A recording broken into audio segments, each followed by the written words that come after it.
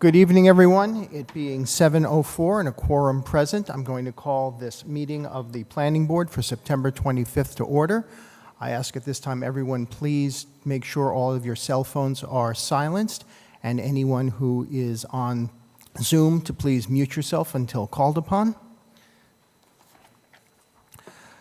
Pursuant to Chapter 2 of the Acts of 2023, an act relative to extending certain COVID-19 measures adopted during the state of emergency, this meeting will be conducted via remote and in-person participation. Specific information and general guidelines for remote participation can be found on the town's website. Start this evening with our administrative notes, beginning with minutes, and we have minutes for July 24, August 14, and August 28. Do I have any questions from members of the board regarding any of these? Mr. Hartman, if we could see Mr. Donaldson as well, who is attending via Zoom tonight. Any questions from members of the board? Questions, comments, corrections? Seeing none, I will entertain a motion on one or all of the minutes. Mr. Grandy. I make a motion to approve July 24th, 2024, August 14th, 2024, and August 28th, 2024. I have a motion by Mr. Grandy. Do I have a second? Second. I have a second by Mr. Bennett. Any further discussion? None. Seeing none and hearing none, I will call the roll as we have a board member who is attending virtually. Mr. Donaldson. Yes. Mr. Bennett. Yes. Mr. Grandy. Yes. And myself, yes. Next, we have covenants, plans, and releases. First is B437, Pine Hills LLC, release of Lot 10-435, Talcott Pines. Questions, comments from members of the board? Seeing none, I'll entertain a motion.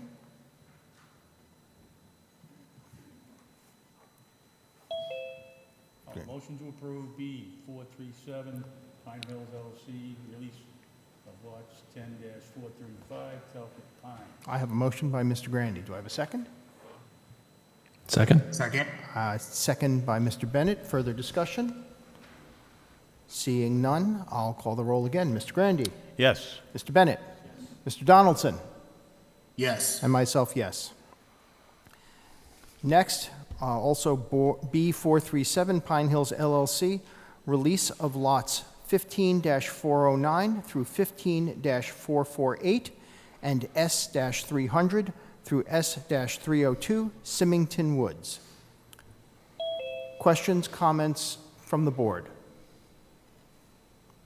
Seeing none, I will entertain a motion. Motion to approve. A motion to approve. Do I have a second? Second. Any further discussion? Seeing none, again, call the roll. Mr. Bennett. Yes. Mr. Donaldson. Yes. Mr. Grandy. Yes. Myself, yes. Finally, B437 Pine Hills LLC, Symington Woods MDSP endorsement. Motion to endorse. I have a motion to endorse Second. and a second. Any discussion? Seeing none, call the roll. Mr. Grandy. Yes. Mr. Bennett. Yes. Mr. Donaldson. Yes. And myself, yes. We have no Form A plans tonight, so moving next to announcements.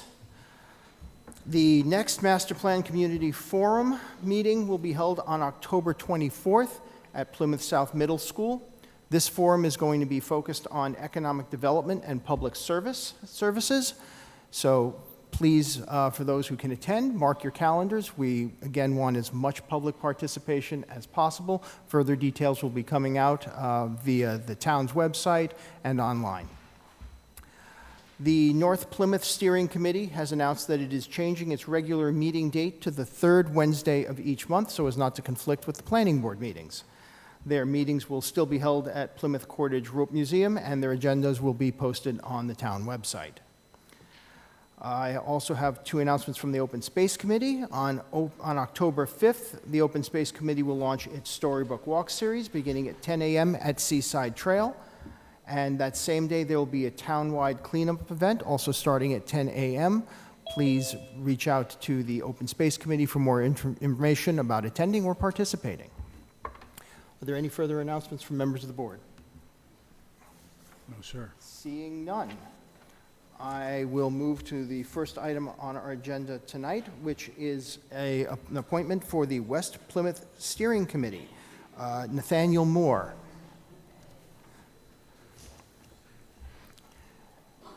Welcome. Thank you very much. Thanks for having me. Why don't you tell us a little bit about yourself? Perfect. Well, first of all, thanks for having me tonight. Really appreciate your time, and thanks for some consideration for the West Plymouth Planning Board.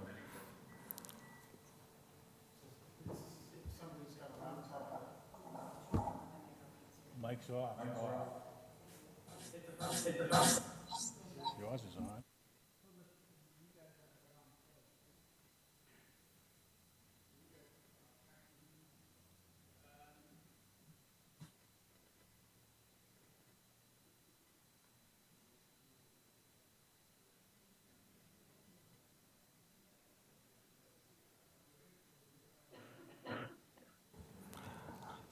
Testing, 1, 2, 3. No?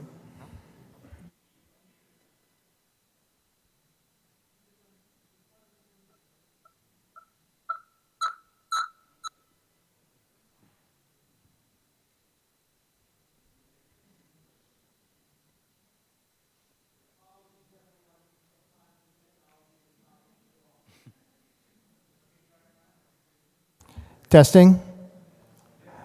And we are back. Sorry for the interruption, please. No worries. Hopefully, it's not an omen of my potential time here on the West Plymouth Planning Committee. Again, thank you all so much for having me tonight. My name is Nathaniel Moore. I'm 31 years old, and I'm almost a lifelong resident of Plymouth. I grew up on Winding Way in Chiltonville, and then eventually moved over to River Street with my 2 parents and 3 siblings, until eventually I moved away for college in 2011. My love for Plymouth really, starts with my parents, who are deeply embedded in the community. My dad has been a physician in Plymouth for over 30 years, and my mom volunteers for our church, Church of the Pilgrimage, to provide folks on a weekly basis meals for those people who may need them. As I mentioned, I left in 2011 and went to school in Connecticut, where I majored in economics and received my MBA with a concentration in healthcare management. More importantly, I met the most beautiful and intelligent woman I've ever known while at school, and she's now my wife, Katie. Katie and I moved back to Plymouth about 3 years ago and decided that West Plymouth was really the place we wanted to be to settle down and grow our roots. As of about 4 months ago, Katie and I also welcomed our first child into the world, Coleman, who seems to love Plymouth just as much as I do, at least so far. I'm here today because I want to play a role in preserving everything that's great in Plymouth, while also moving Plymouth confidently into the future. I want my son to love Plymouth the same way that I do, and for all of the future generations to view Plymouth as a town to grow in and to embrace. From Plymouth Rock and Southers Marsh to Bramhalls and Whitehorse Beach, Plymouth really does have it all. As it relates specifically to West Plymouth, I believe that to know the story of West Plymouth is to know the spirit of America, a community that values family, hard work, safety, and the pursuit of happiness. There's so much that makes West Plymouth great, and so many opportunities ahead of us. Outside of being a townie and visiting Plymouth Rock on a weekly basis, I work for CVS Health in a strategy planning role, that really concentrates on growing the business, but especially from a lens of a 3 to 5 year perspective. I believe that my professional experience in strategy planning for a Fortune 10 company, combined with my love for Plymouth, makes me a qualified candidate for this position. I promise to bring my passion and dedication to everything I do, as the roles require within this particular committee. So thank you very much for the time and consideration. Thank you very much for coming forward and volunteering for this. Questions from the board? Mr. Donaldson.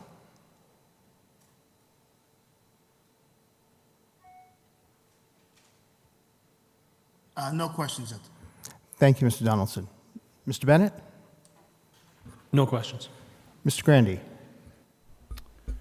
I don't have any questions, I have a comment. I wish to thank you for applying. There are 2 positions available. One is for a 3-year term and one is for a 2-year term. And you have my vote either way, whichever one that you desire. Yeah, hey, that's a lot of pressure right there. But let's jump in with both feet. So I'll do the 3-year. Awesome. Thank you for applying, Thank you. and welcome. Thanks. Thank you, Mr. Grandy.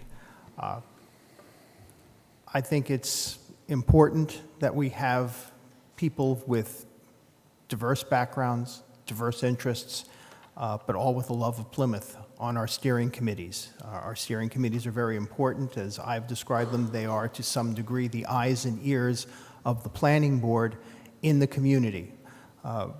Planning board members are from various places as well, but the simple fact of the matter is we can't be everywhere. We rely very heavily on our steering committees to give us information about day-to-day issues that are critical to the future planning for our town as a whole. So I thank you as well for coming forward and volunteering for, again, this very important position. With that, I will entertain a motion. I move to appoint Nathan to the 3-year term. I have a motion. Do I have a second? Second? Discussion? Seeing none, I will call the roll. Mr. Donaldson? Yes. Mr. Bennett? Yes. Mr. Grandy? Yes. Myself, yes. Congratulations. Thank you for volunteering again. Please make sure you get to the clerk's office at some point to be sworn in before your first meeting. I know that the steering committee will value your input. Great. Thank you so much for the time. Appreciate it.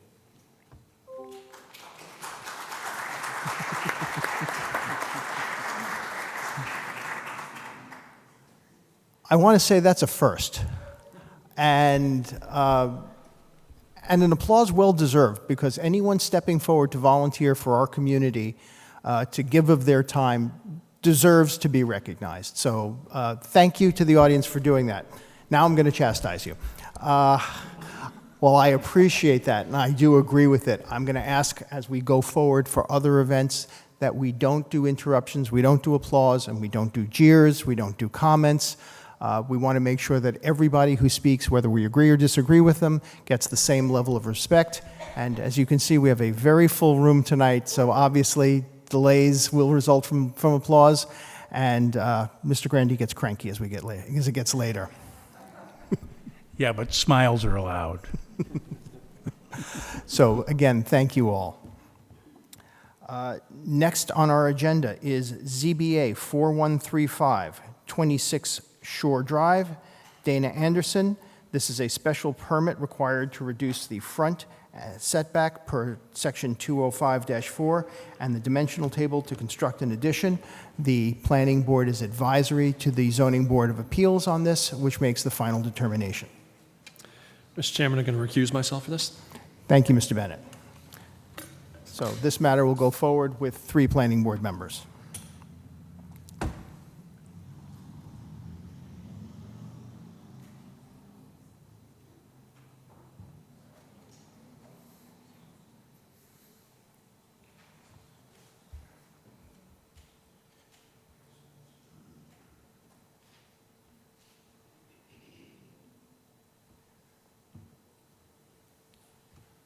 How you doing? Good evening. My name is Rob Carlazon. I'm from Grady Consulting. This is the plot plan for addition for 26 Shore Drive. We have filed a special permit application for an addition onto an existing dwelling. So this property is located on the east side of Shore Drive, which is located in the Manamet Village. If you have the plans in front of you, this property is very long, deep property. Stretches from Shore Drive all the way down to Cape Cod Bay. The majority of the property is it's a steep slope. Shore Drive is probably about 140 feet, give or take, feet above sea level. So that slope is mostly unusable, and it's currently vegetated. Our clients live at 26 Shore Drive, and they're looking to tear down their existing garage and sort of expand upon their garage and then do driveway improvements. We have, so basically the reason why we're asking for a special permit, we're looking for relief from the front setback to Shore Drive. The requirement is 35 feet.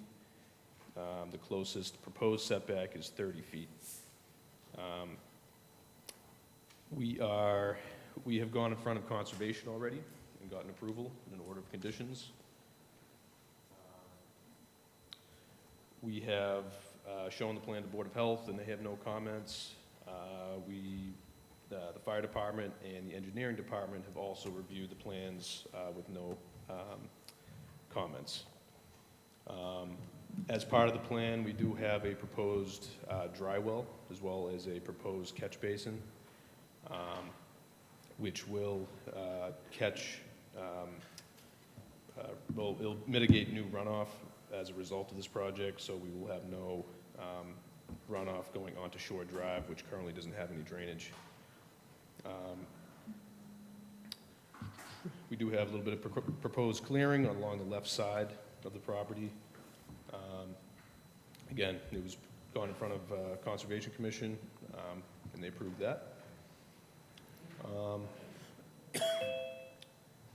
think that's pretty much the gist of that. We do have a silt sock going around the left side of the property and the rear erosion control. And yeah, that's pretty much the summary of the project. Okay, thank you. Do we have anyone in the, let me bring it back to staff first. Apologies. Sure, thank you. So this is Shore Drive. It's located in a neighborhood called Ocean Air in Manamet. This is a three-bedroom house. When they're done with the project, it will remain a three-bedroom house. The front setback, this is very unusual for most of the houses here because this is a pre-existing non-conforming subdivision. For the most part, the setbacks for all the other houses in the neighborhood is 20 feet. But in this case, because this lot happens to comply with current zoning, it's 35 feet. So the main house itself, as you can see up here on the screen, has a 36-foot setback. So the main house itself does comply. Their addition has a 30-foot setback, which is still 10 feet more than what most of the other houses around here can do. So that 30-foot setback, we feel, is more than adequate given the neighborhood and development patterns here, and also all the other side setbacks, rear setbacks are exceeded. So staff has no objections to this, and we're recommending the board send a favorable recommendation to the Zoning Board of Appeals. Thank you. Thank you. Is there anyone in the audience wishing to be heard on this matter? Is there anyone on Zoom who wishes to be heard on this matter? I'm not seeing anyone looking to be recognized. Okay, I will bring it back to the board for comments, questions to the petitioner. Mr. Grandy? No questions, Mr. Chairman. Thank you. Thank you, Mr. Grandy. Mr. Donaldson? No, just a statement. I'm familiar with this area.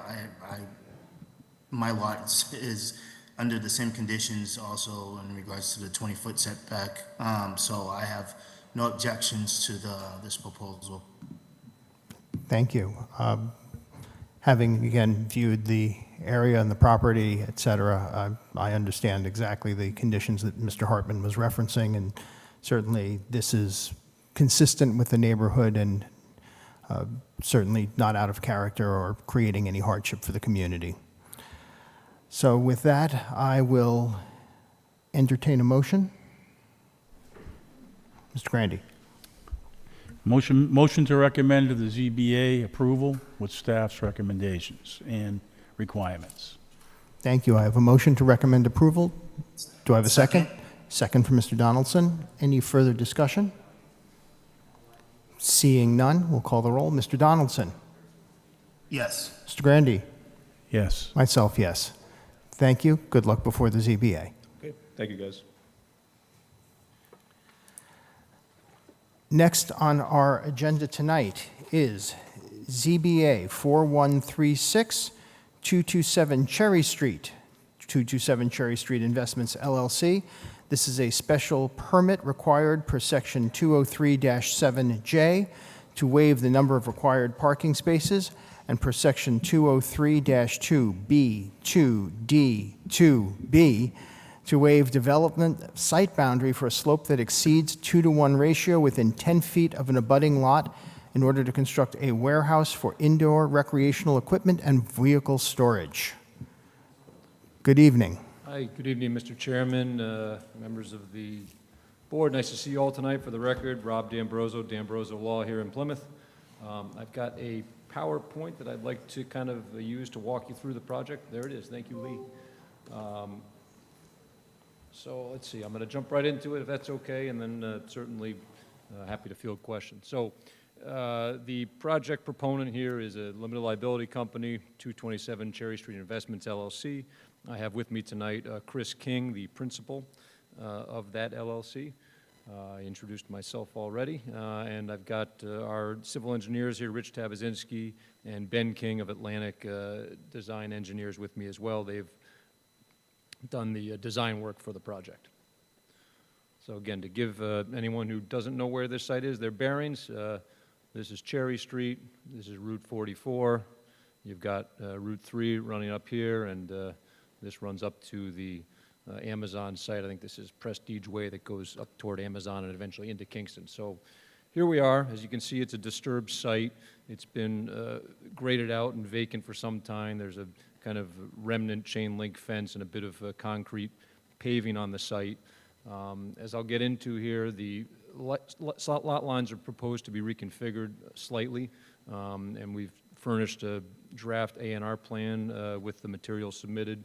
So you'll see the site's going to borrow about 50,000 square feet from the adjacent site when it's all said and done, to give it nearly 7 acres of lot area. So this is a colorized site plan. You guys didn't have this in your package, but sometimes the colorized plan is a little more visually appealing to the audience at least. Again, you can get an idea of what we have here. This is a 80,000 square foot footprint facility. There's a mezzanine level that takes up half the footprint, so we've got a full first level and then a 40,000 square foot second mezzanine level. So 120,000 square feet of gross floor area in its entirety. This site is designed for the storage of nice toys, I guess. I think there's actually a kind of trade name or working name, South Shore Toy Box, because this is going to be for nice boats, RVs, luxury vehicles, primarily off-season storage, I think, is envisioned right now. So it should be a very light impact site in terms of traffic to and from the site and intensity of use. Again, this just gives you an idea for the layout. You've got your entrance off Cherry Street here. You've got probably vastly more parking than is required. I'll get into that. Kind of a large staging area here, an entrance with sort of an overhead type door, and then plenty of floor space for the equipment. Again, we've got a couple renderings here. I spoke with staff earlier, and they wanted to get kind of an idea for what the visual impact would be. I think it's, I'll just go back here, it's tucked off Cherry Street. So again, it does abut Cherry Street, but between some of the grading work and the landscaping, which I'll touch upon, I think you don't have really a terribly clear sight line to the facility, but you know, staff was interested to know what the visual impact would be. So we've had some renderings produced. Again, you can see the front of the building as it's proposed. This is the side, I believe. And then we've got another view here. You can get some, you can see that kind of hatched access there, or the sort of overhead door type access into the facility. So there are a couple renderings to give you the idea of what this warehouse will look like when completed. So again, just to rehash quickly what's in staff's report, we're in the mixed commerce or MC zoning district. That contemplates warehousing by right, so we're not seeking a special permit for the use. I touched on kind of the nature of the project and the square footage. We're going to come in compliant in terms of dimensional standards, height, et cetera, so no relief requested on those items. What do we seek a special permit for? There are two grounds. One of them is reduced parking. So I've presented to this board and the ZBA a number of projects where the warehousing standard, one parking space per 1,500 square feet, has been applied, and I think this board has found it, has agreed with the applicant on other projects that that's far more than is necessary for this type of use. Again, this is not a self-storage facility, which also has very light parking needs, but there shouldn't be in and out. This is going to be a professionally managed building that will take these vehicles. Again, many of these vehicles might come in once a year and out once a year, or maybe not even that. So again, there shouldn't be a lot of customer traffic, so to speak, and staffing needs, I think, are going to be de minimis on the site. So again, it'd be a shame to surrender such a huge portion of the site to parking when it's not necessary. So we have requested a reduction in parking. I think we're still, again, probably significantly more than we need with 80 spaces, but we didn't want to push the envelope too much, so we're asking for 80 spaces to be allowed here rather than the 96 that the parking table, section 2037, would give us via that 1,500 square feet per space calculation.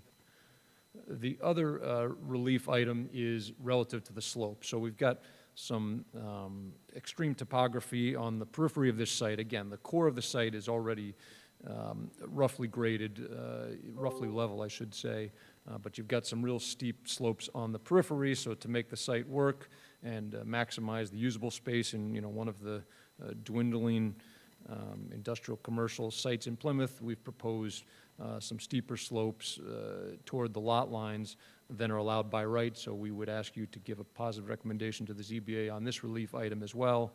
Again, the engineers here can walk you through the slopes themselves, and I can touch upon them too, but that's the nature of the relief.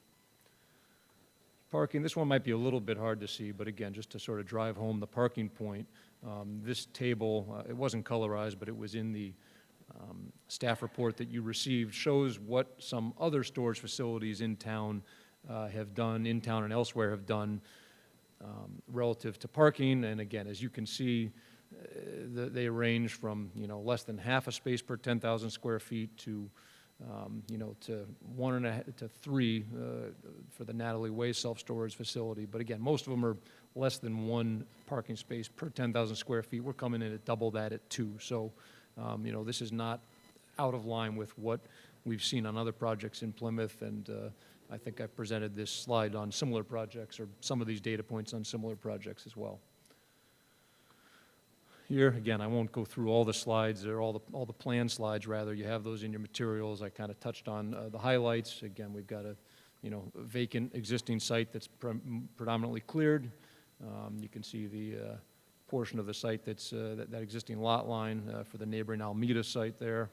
Again, this is the non-colorized version showing the parking in the facility that you saw earlier. We've got a landscape plan. So again, we did give quite a bit of thought to landscaping, again, with the interest in having this look appealing from Cherry Street for folks entering Plymouth on Cherry, and just so that it'll be an appealing development from the streetscape. So again, we've got significant landscaping around these retainage, these detention basins here, and along the periphery of the site. Again, grading toward the rear of the site, you can see these steeper grades and the retention basins there as well. This is the drainage plan. Again, I kind of have it here in case Rich or Ben want to walk through any of these details if there's questions about it. And this is that A&R plan that we furnished. Again, I kind of talked about that strip that would come onto this site from the neighboring site if the A&R is approved. And we would come back and present that A&R plan once we've got what we hope is approval for the project from the ZBA. Here's some elevations. They're not quite as eye-catching as the renderings, but again, wanted to include them in case we need to reference them. You've got front, rear, and side elevations in these couple of slides. And that's what I have for you. So I'm glad to handle any questions that I can. And like I said, we've got our professionals here as well for some other questions. Thank you, Mr. D'Ambrosio. Staff? So just one comment first. So the town engineer has a lengthy list of comments. We just received those actually before your packet went out. Have you reviewed them? Any feedback on that? Yeah, thanks, Lee. That was actually one of my, I missed 2 talking points. That was one of them. So yeah, we got DPW comments Monday morning. Didn't give us a whole lot of time, but we hopped right on a conference call on Monday, ran through them, and they're acceptable. We certainly would expect you to recommend that all the DPW comments be satisfied. That's the typical approach here. There are going to be some minor plan revisions, nothing earth-shattering, but they were acceptable to us. And then, I guess while I've got the floor here, I just want to mention, we also have fire department sign-off. One of those DPW comments had said, you know, you're going to be able to get the fire apparatus around here, and we did in fact have that, and we do have a letter from the fire department reiterating that we're good. And then kind of lastly, I guess I should have mentioned, I meant to mention it, we do have a traffic study from Langen, I think it was mentioned in staff's report, showing that there's effectively no impact on the traffic flow from this site. So, thank you. Thank you. So, again, I think Rob did a great job of kind of identifying most of the stuff in my report. But I will say, as he pointed out, they're asking for a reduction in parking. The ZBA has regularly granted that for warehouse-type uses. We know the intensity is far less than other type uses. And they are providing more parking, as you can see in the table, than others that are of similar size. And I'm not aware of any parking issues with any of the facilities in Plymouth with those waivers that were granted. The second waiver they're asking for is for side slopes that are greater than 2 to 1 in slope within 10 feet of a property line. So these are all those side slopes. So I do see that the revised architectural plans they provide you provide a little more detail to what the building will look like. We did mention, and the North Plymouth Steering Committee said they'd like to know more about the color of the building. And I think from a staff standpoint, the only other concern we have is that 2 to 1 side slope when it's first created. Some additional treatments for landscaping should be looked at because that's going to have more of an impact on the view when you look at that 2 to 1 side slope than the building itself. So again, I think from a discussion standpoint, how those side slopes would be treated to landscape and stabilize them and also to minimize the view of those side slopes is something the board should discuss, as well as what you think might be an appropriate color for the building as the West Plymouth Steering Committee raised. Thank you. Thank you, Mr. Hartman. Is there anyone in the room who wishes to be heard on this matter? Mr. Lydon.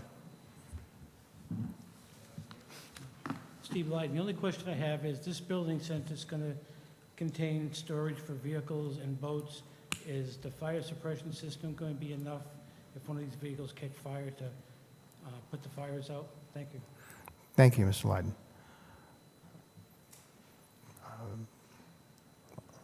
Anyone else? No? Okay. I will bring it to the board. Mr. Grandy. Yes, thank you, through the chair. Mr. Lydon had brought up fuel in the boats. Is there fuel storage going to be going on inside the building? And if the boats have fuel in them, I haven't got into the minutia or the fine print of the plans.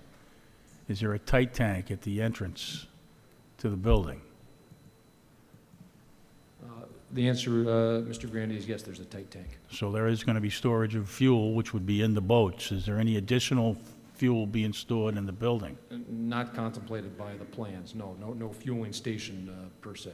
All right, so the fire suppression system would be designed, obviously, to put out fires and meet the NFPA guidelines for that particular building. How about the stabilization and slopes? What side of the building, or is it all sides of the building at 2 to 1 slopes? Yeah, so you've got a 2 to 1 here, and then you've got a little more than 2 to 1 kind of in this area. So the landscape plan shows additional, or it doesn't show? Yeah, so we're happy to beef that up, I mean, obviously we've got a stabilization plan, but, more than happy to put some plantings, in this area here once it's stabilized. And just so you know, Mr. Grandy, one of the DPW comments asked for some fencing, which, we're willing to do, and we're working to revise the plan to show that fencing along the top of the Well, that was going to be my next question. But that's all I have for now, Mr. Chairman. Thank you. Thank you, Mr. Grandy. Mr. Bennett. Thank you, Mr. Chairman. So as far as questions, I'd like assurance, I'm sure the answer is yes, but or perhaps no, depending how it's phrased, that there will be no storage of vehicles in the designated parking along Cherry Street there on the front. Yeah, no current intention for that, Mr. Bennett. Okay, so there'll be some sort of notation in the approval to that effect, or on the plans. The only other comment I have is that the layout plan should, in order to comply with 250 CMR, have a land surveyor stamp on it. I'm sure that's probably an oversight that can be rectified in the next version of the plans. Might have been my crop job, but absolutely. Those are the only questions I have. Thank you, Mr. Bennett. Mr. Donaldson? I have no questions at this time. My colleagues did a fine job. Thank you, Mr. Donaldson. So I want to echo the concerns of both staff and my fellow board members with respect to the slope. Looking at the site and looking at it from the roadway, a good portion of what is going to be visible is going to be that slope. As Mr. Hartman said, the slope is probably far more impactful from a visual standpoint than the building itself will be. And I do appreciate the renderings that were provided and the color focus that was given per the North Plymouth Steering Committee's request to have this building blend a little bit more in with the landscape. But I really think that we need to have a better understanding as to what's going to be done, not just from an initial standpoint in terms of stabilization of the slope, but then the long-term development and support of that slope, including whether or not actual plantings will be made versus allowing a more natural approach. We all know that if you clear an area within these particular realms, within a relatively short period of time, you are going to be seeing pine trees come back. That is the nature of that particular type of pine tree in the area. So the question is there a plan to plant, to encourage, to make sure that that stabilizes?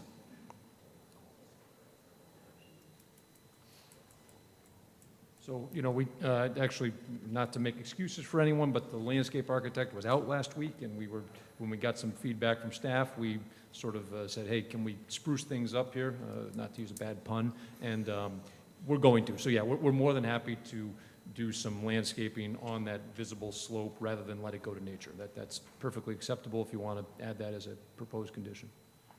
Okay, thank you.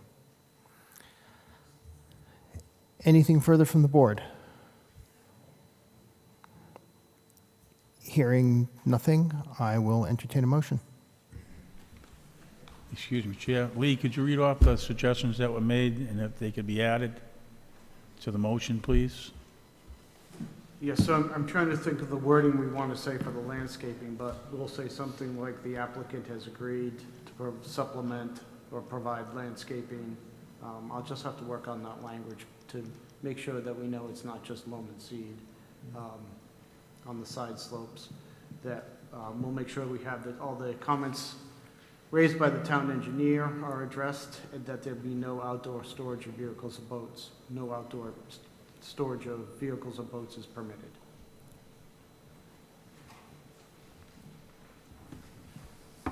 Any other conditions that we wanted? Seeing none. Motion?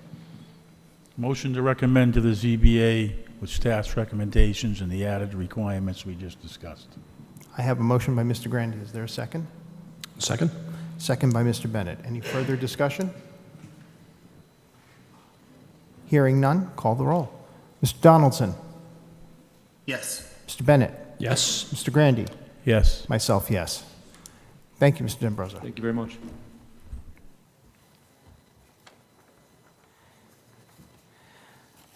Next on our agenda this evening is the site plan review for 71 Hedges Pond Road, Standish Investment Group, Unified Complex, 4 buildings, continued from September 11th meeting.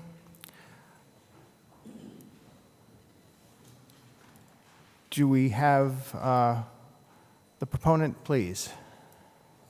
Well, go ahead, take your time. I know you've got to jump from one to the other. We need a phone booth in here so I can get changed. All right. So we've got another PowerPoint here. Mr. Chairman, I did, of course, present this plan on September 10th, I think it was, maybe the 11th, to this 11th. board. So again, at your pleasure, would you like me to do a synopsis of what was presented for those who weren't here? Right, just a brief synopsis for those who were not there so that everyone knows what it is we are talking about this Yep. evening. Sure. For those who are joining us in the midst of this Yeah, no, proposal. happy to do it. So since we've seen you, we've been to the Cedarville Steering Committee. I think that was last Wednesday, the 18th.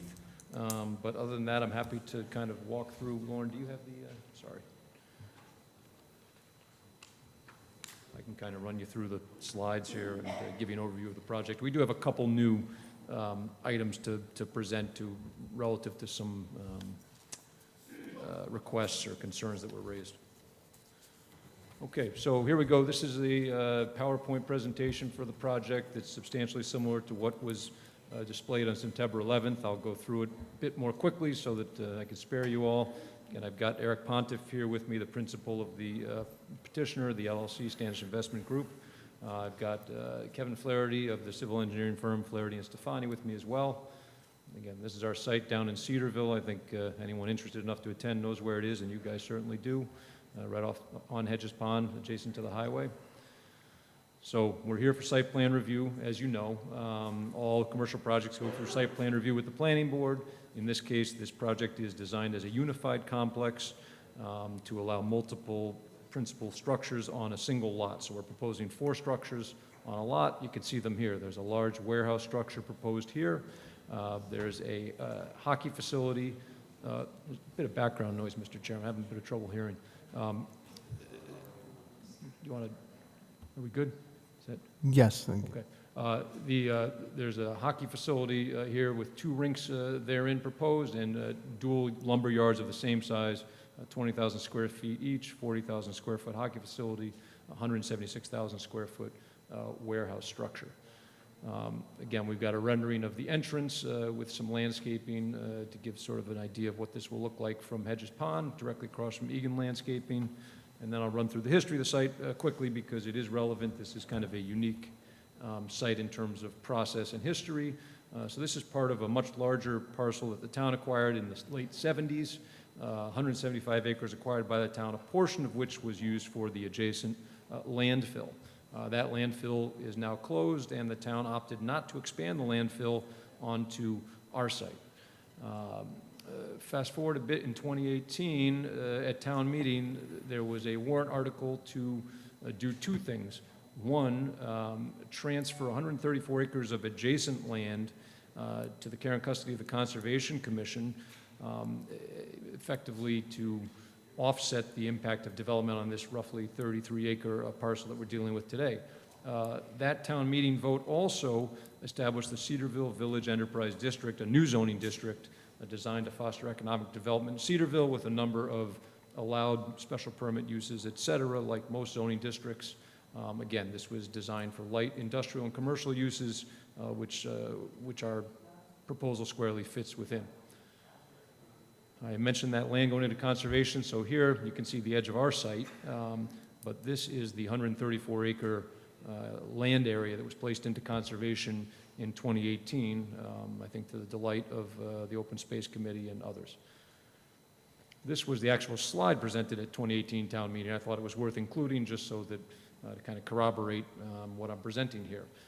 As you can see on the slide, in addition to that 134-acre conservation land portion, there's also this 300-foot buffer to the rear of our site. Again, that was quite consciously developed to buffer our site from any impact to the adjacent residential neighborhoods. So again, we've got a large buffer here, capped landfill here, industrial site here, highway and commercial uses here. So this site was quite consciously selected for development based on its surroundings, its location, its accessibility to the highway, the fact that you can get to the highway without passing any residential homes, and et cetera. So at 2018 town meeting, this was broadly supported. It was unanimously approved by town meeting. It was supported by this board. It was supported by the Cedarville Steering Committee, with whom we met last week, and it was supported by the Open Space Committee. So again, broadly supported, unanimously approved at town meeting.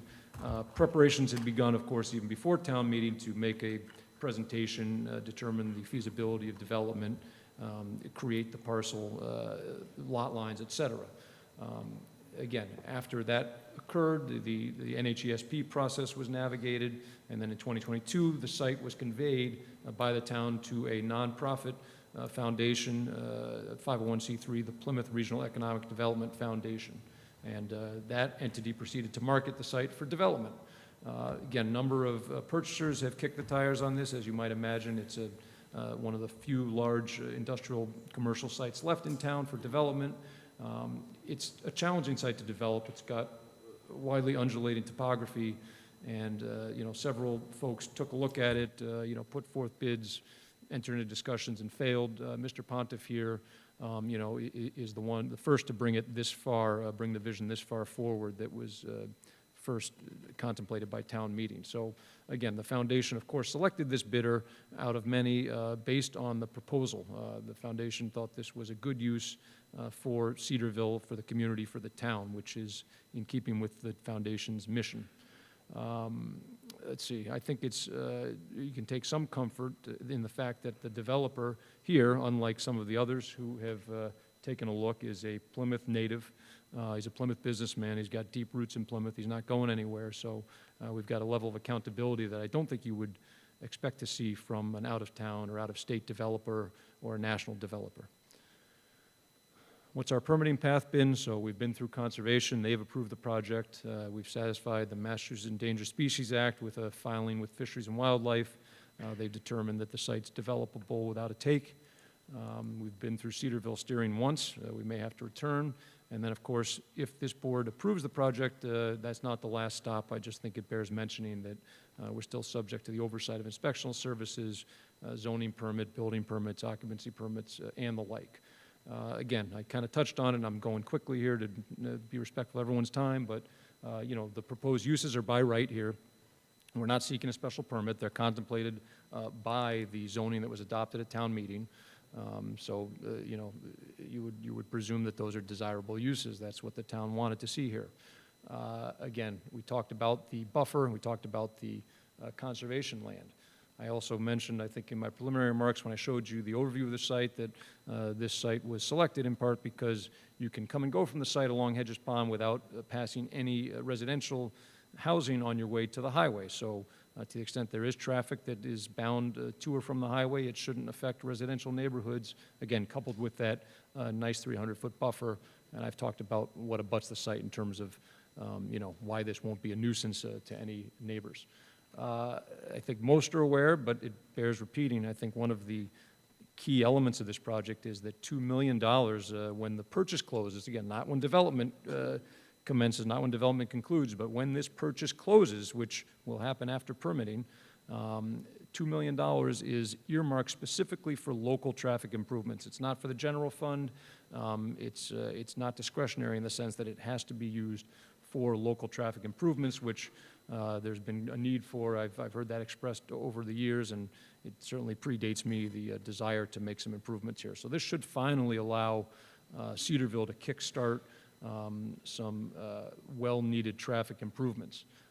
There's also going to be a local improvement that my applicant's been in discussions to make with DPW to reduce or eliminate some flooding on Hedges Pond itself. Again, just a couple tidbits from town meeting. That town meeting, this planning board's report, or the then planning board, this board's report was noted in support of town meeting. The location within a village center and its close proximity to Route 3 makes it an excellent site for economic development activity. The town continues to explore options to increase its non-residential tax base and provide quality employment opportunities. This initiative represents one such option. So again, we've got jobs, lumber yards, and I think we've got a nice amenity in the hockey rink. I talked about the topography. Significant grading is going to occur on this site. It ranges from 26 feet of elevation to, I think, above 150, maybe 160 feet just on the site. Hence, there needs to be quite a bit of grading done.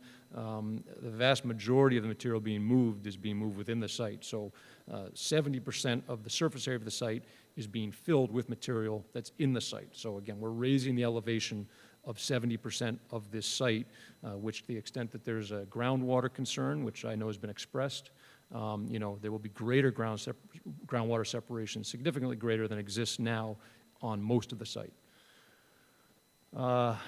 Earth removal, again, that's been something that's been discussed, but incidental earth removal on this site is permitted by right. I think under any standard, you could conclude that this is incidental, whether it's by an economic measure, again, I touched on it last night, or simply the scope of the project and the amount of earth being moved within the site.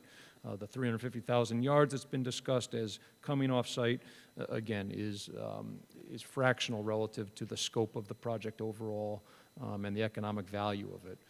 I've got another new item at the end that I'll touch on when it comes to economic value, because there's a lot of false information out there, such as I've seen some social media and other postings, concluding or alleging that this is a $5 million windfall. The value of the material alone, if there were no cost to extract it, and if it weren't being applied to the grading of the site, wouldn't even approach $5 million. That's a falsehood. The geotechnical work and the expense to grade this site is far greater than the value of that material coming off site. Again, I won't go through all of this because it's a bit tedious, but we are, the ZBA, if this were a ZBA, if this permit were subject to ZBA oversight for earth removal, if it weren't incidental and if we met the criteria under the zoning bylaw, the ZBA would have a menu of regulations to apply to the project. We're willing to voluntarily offer up the vast majority of those conditions, essentially all of the conditions that don't have to do with the site design itself. All of the operational and related conditions are perfectly acceptable to my client. So for instance, at Cedarville Steering, there was concern that, well, you're going to have trucks coming in and out of there at 5 a.m. We know that's what's going to happen. No, again, we're willing to accede to the normal hours that the ZBA might condition if they had jurisdiction here, 7 to 4. We're willing to limit the number of trips per day so that it's not unduly burdensome to the neighborhood, et cetera. Quarterly inspections, a surety bond, and the like. So again, I've offered these all at the last hearing. I won't go through them. Two new items at the very end of the slide deck, and then I'll get off my soapbox. Here's a letter from the selected site work firm. So RICO is a local, a Middleborough firm that has proposed to do the grading work and the earthwork on site. Again, I'll just read from it. It's not long. Due to the extreme topography on the 71 Hedges Pond Road site, the site work is very expensive to complete to bring the site level in a structural manner suitable for future construction. Any value of material hauled off-site is being offset or traded for site improvements to make this site comparable to other commercial and industrial sites in the area. There is no financial gain from that material leaving the site, as all value is being reinvested into the site improvements. So to simplify that, RICO is not writing a check to my client as a result of the earth coming off site. That's, you can take that to the bank. We've got some other graphics that we showed here, again, about where the material is coming from and going within the site. I won't belabor those. I'm not going to run through all the plans again, unless you'd like me to. This is new. So there was some question at the last planning board meeting, and I think Cedarville had also expressed a question about, do you have enough parking on site? Is the parking suitable for the proposed uses? So we did a little bit of digging. We talked to a traffic consultant, and he provided empirical data, particularly with respect to the hockey rink. I think that was at least a Cedarville concern. Well, a hockey rink, couldn't that have a lot of traffic, a lot of visits? MDM traffic consultants provided some empirical data from another recreational hockey facility, the Essex Sports Center. That's another 2-rink facility like the one that's being proposed. And again, I'll give you the table here. I originally had them both on one slide, but I thought it would have been too small, so I broke them out here. But again, if you can make that out for the rec facility, again, based on the anticipated number of visits, we're providing well in excess of the spaces that might be utilized even during a hockey tournament. So again, during a tournament, you might have 120, 130 parking spaces. We're providing 170 relative solely to that rec facility. Again, as you know, there is no category or there is no criteria for parking spaces for a rec facility in the zoning bylaw, section 2037, which governs parking. So it leaves it to the discretion of the building inspector, which I think was why this board had a question. Well, guys, help us out here. What's appropriate? What do you propose? Do some research. And we've done that, and here's what we've come back with. So again, we've pulled some data, we've talked to a traffic consultant, and we intend to provide in excess of what we think would be necessary, even at peak usage for the hockey rink. Again, I don't think I need to rehash the parking for the warehouse or the lumber yard in terms of number of spaces, but again, to the extent it's helpful to see, because it might have been a bit ambiguous on the uncolorized plan, what parking applied to which. This colorized plan gives you an idea of which parking is dedicated to which use. So again, blue for the large warehouse, red for the lumber yard, and green for the hockey rink. And these are obviously loading and parking areas designated. So those are some new items. Other than that, I just kind of rehashed what I presented 2 weeks ago, and we're at your pleasure, Mr. Chairman. Thank you, Mr. D'Ambroso. Briefly to staff. Thank you. Just 2 points of information for the board. First, as I just want to clarify, you heard that the Cedarville Steering Committee met last week. That is correct. They did hold a meeting last week on the 18th. Unfortunately, that meeting had been posted as a hybrid meeting, and due to technical issues, they were unable to start the Zoom component of that. So they did proceed with an informational session for those who were in person. They did not issue a recommendation or deliberate amongst themselves due to the technical errors with the hybrid meeting. So I will note that there was an open meeting law complaint submitted to the town as a result. The steering committee will meet amongst themselves tomorrow to discuss that complaint and discuss a remedy. And it is my understanding that in the near future there will be another meeting scheduled for the Cedarville Steering Committee to repost that meeting and reconvene to issue their recommendation to the planning board. I don't have a date on when that will occur yet. So I just wanted to note that for you. And then the second item is to bring to your attention that in discussion with the planning board chair and the applicant, we, the town staff, have contacted a peer review engineer to take a look and give an opinion as a third party in their professional expertise as to whether the proposed soil removal for this development scale is an appropriate and reasonable amount. So we do hope to have that for you by the next time that you discuss this matter. Thank you, Ms. Lind. So at this point, I'm going to open this up to public comment. Let me start by saying that the board does want to hear from the community. So let me get a sense, as we have a very full room, but obviously things that, who in the room wishes to be heard on this matter? Okay. Who online wishes to be heard on this matter? Can you please just check and see if people can either physically raise a hand so they're visible or raise a virtual hand? There is at least one hand raised. Okay. So, basic parameters for public comment per the existing public comment policy published. It's been adopted for quite some time now by this board. It's 3 minutes per person. If you need more time, you can ask the board. The board can vote on whether or not it wishes to grant more time or not. I'm going to ask people not to go too long. We obviously have a lot of people who have a lot of things to say, and we do want to hear from everyone who wants to speak. One of the things that I do wish to note, though, this is a site plan review, meaning that there are certain issues that are before the board. Earth movement and earth removal, the site layout, traffic, and community impact. Those are things that are before the board. Those are the things that we can consider in reaching our ultimate decision. Whether or not the site is to be developed at all, the zoning, the appropriate uses, that is not before this board. That's already been determined by town meeting. So I'm going to ask people to please, if they can, again, I'm not telling you what to say, just that if you're going to use your time, use it wisely on things that we can consider rather than those things that we can't. Public comment is directed to the board, not to the petitioner.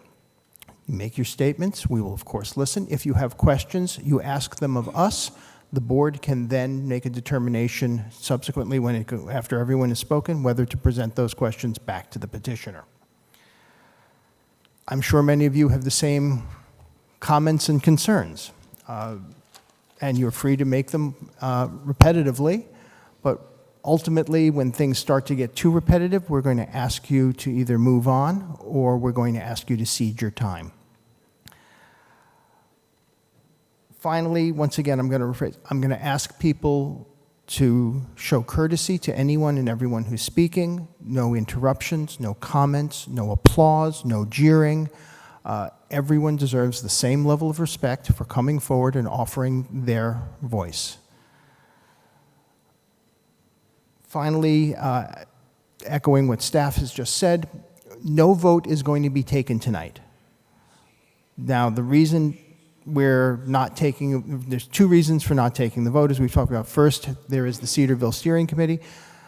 This board has referred the matter to the Cedarville Steering Committee, asking for its advisory opinion on this matter, and because they have not been able to do so in a fashion in accordance with what they advertised, they will be holding another meeting again, and we will be waiting to hear from them.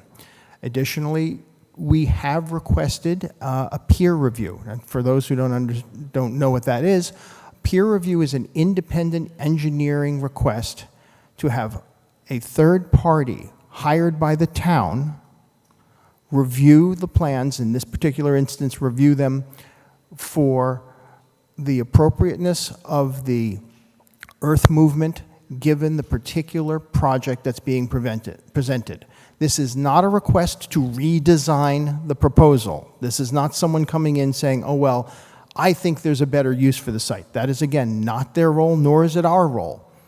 I'm going to remind people that the proposed uses that have been presented as part of this proposal are all acceptable uses under the zoning that was established by town meeting. So we don't have the opportunity to turn around and say, well, I want something different there.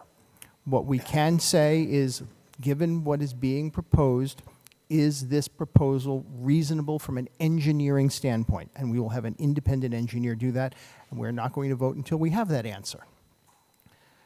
So with that in mind, I'm going to open this up for public comment, and I'd like to start with any Cedarville or South Plymouth residents. So people who are resident first, and we will go from there. Sir, you. Good evening. John Sanasuaso. My land abuts this project. So I have a couple concerns. One is well water. I have well water. I know they're going to start extracting land, the sand. I just don't want to I want to make sure that the toxic from the old dump doesn't seep into where my well is. The other concern I have is hours of operation. I talked to council, the steering committee. He said the operation would be 7 to 4. I want to make sure that's in writing. I had a nightmare with CC Construction when they were doing their project, and I have about 20 complaints with Inspectional Services that then had to go to the Plymouth Police, and they had to handle it for noise ordinance. I'm a lifelong resident of Plymouth, 54 years. I built the home 25 years ago. It was a non-buildable lot. I got it buildable. I'm not part of C Heights. I'm out in the rear. I own 6 acres that abuts the 300-foot buffer. I had extensive talk with Lee Hartman in regards to this project. I went to all the meetings of the steering committee and as well as here, dating back to 2017 and also 2018. I understand the project. I know that at some point it's going to happen. I just want to make sure. I've had a nice conversation with Eric, who wants to invest in this project. I just want to let them know I want consideration with the land clearing, because I am also in the excavation business. I know what happens. The dump trucks are going to be waiting on Hedges Pond Road at 6 o'clock in the morning, waiting to get loaded for their 40 trips. Another thing is, I do know that they have to bring up the land, which consists of lifts. We do lifts in our projects as well. There's a lot of vibration. I know it's a 300-foot buffer. I just want to make sure the vibration is not going to affect my home. I do have a very nice home, and I want to keep it that way.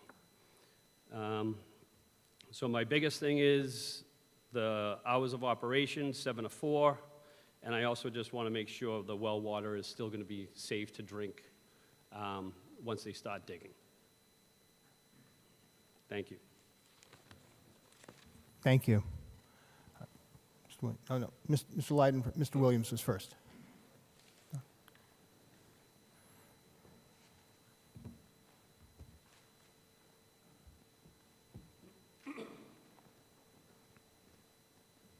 Good evening. Thank you, Mr. Bolton. My name is Don Williams. I'm a town meeting rep, vice chair of Precinct 8. I'm also a resident of Cedarville. I live on 42 Cartersbridge Road.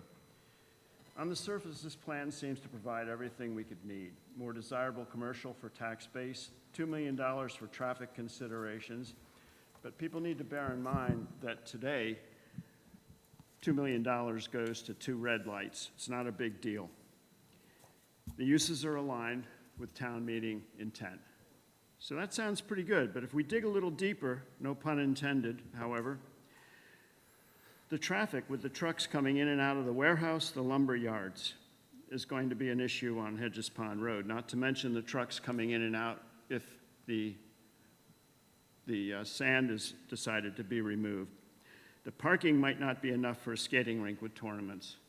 I coached an under-19 girls team. We played indoor soccer, and it was the worst part of that mess was getting a parking place. The 58,000 cubic yards of sand removed is probably the biggest issue in my mind. It's going to take more traffic to remove that. Thousands of trips on Hedges Road were calculated at the meeting, the Cedarville Steering Committee.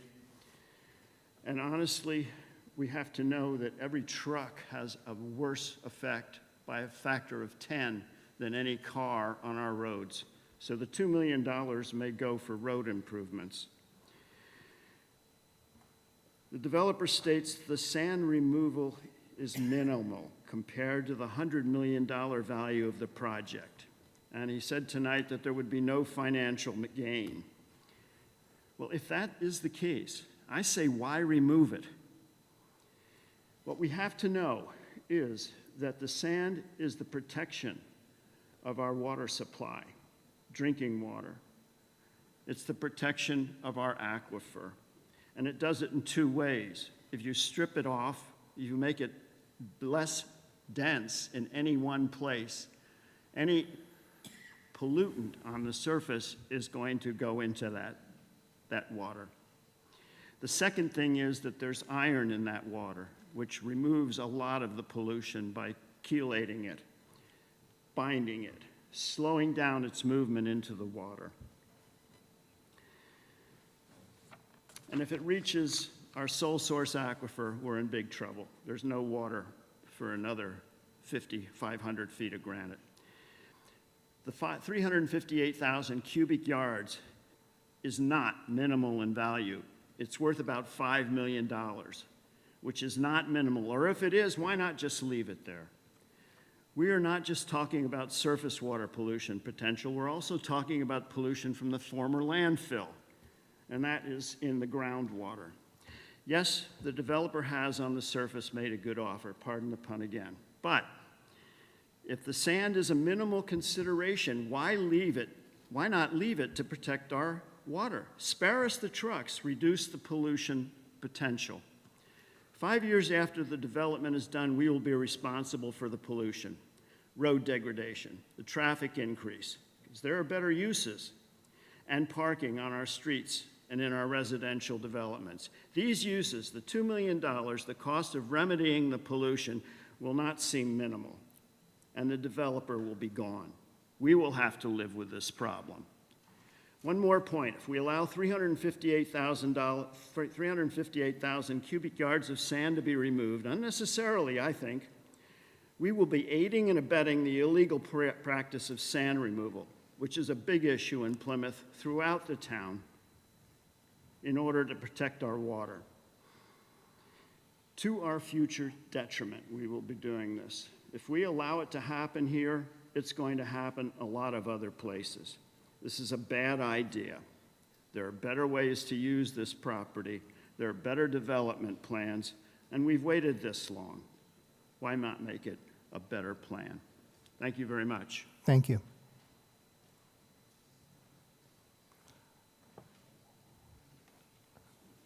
Please come forward.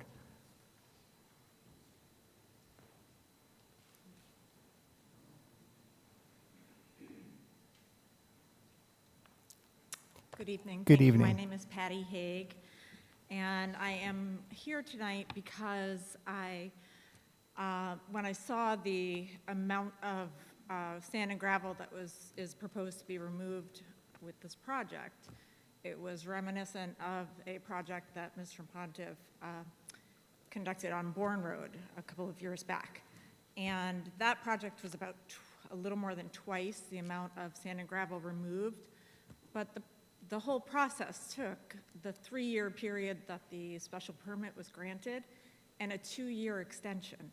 And I live on Bourne Road. I've lived, excuse me, in South Plymouth for 18 years. And I can tell you that the trucking, putting my kids on the bus in the morning at 7 a.m. and having trucks coming like just filled with dirt coming around the sharp curves of Bourne Road, Hedges Pond is very much the same. And I just am concerned that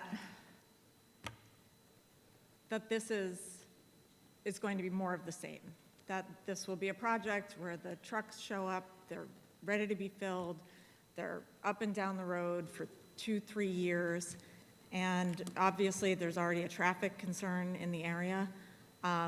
This is all secondary to the concern about the habitat and the just the land being cleared the way that it's planned to be cleared. So I think that the last speaker spoke to that pretty well, so I'll skip over that.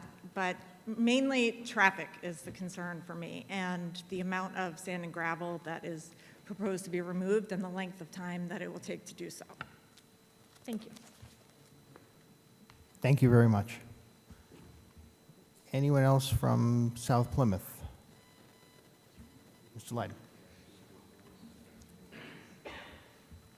Steve Lyden, Vice Chair of Precinct 17. I've lived in Plymouth for over 40 years. I've been driving Hedges Pond Road for most of all that time. Speaking to the traffic on Bourne Road from the last project, Bourne Road, the traffic is not from the trucks. There was no accidents. There was no problems with the trucks. The roads are in pretty good shape, all except for Halfway Pond Road, and that road is deteriorating not because of the trucks, it's because of the gas main that was put in years ago. It's settling, and that's what's causing the problems on Hedges Pond Road. Town meeting approved this project, and I think it's I approved this project because they're giving away 135 acres to conservation in perpetuity and only taking out 37 acres. We need the tax base to help with our property taxes. Like I said, we had no problems as far as I can see, and I live right off of Bourne Road. I travel it every day. Yes, there is traffic, but that's Red Brook, and that's the ponds of Plymouth, and that's all the development that's happening there. But like I said, there was no problems with the trucks, with the school buses. There was no accidents. I haven't seen any reports of police being called for speeding because I never saw them speeding, and I travel that road 3 or 4 times a day. I think this is a great project, and like I said, 137 acres and that's going into conservation and perpetuity forever. This is a great project. We need the tax base. Thank you. Thank you.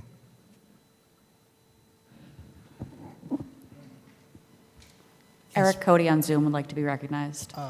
We have one more person in the room first, and then, yes, and then we'll go to Zoom.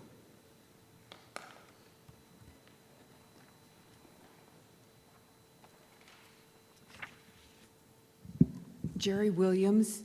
I live at 42 Cartersbridge Road also. I have to object to the fact that the truck traffic will not be a problem.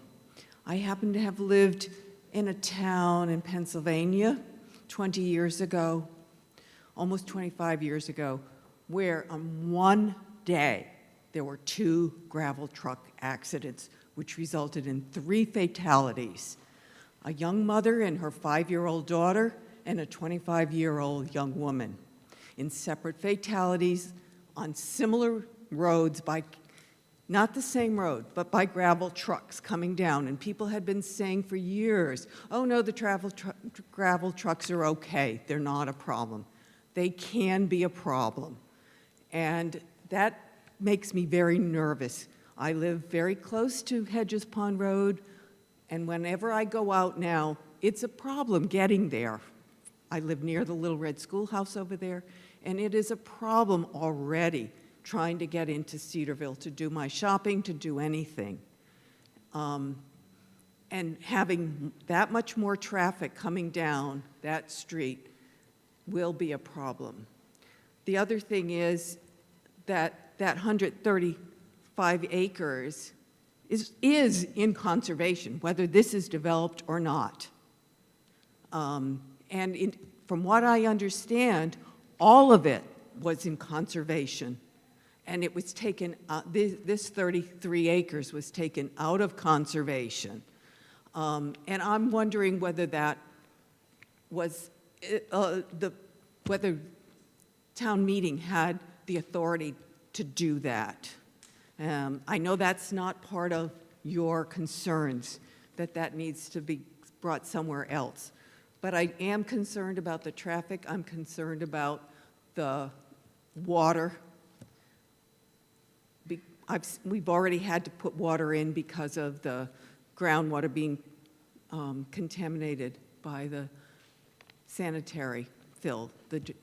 And so everybody else in that area is on their own well, and our wells could easily be hurt and contaminated, and I'm very concerned about that. Thank you. Thank you.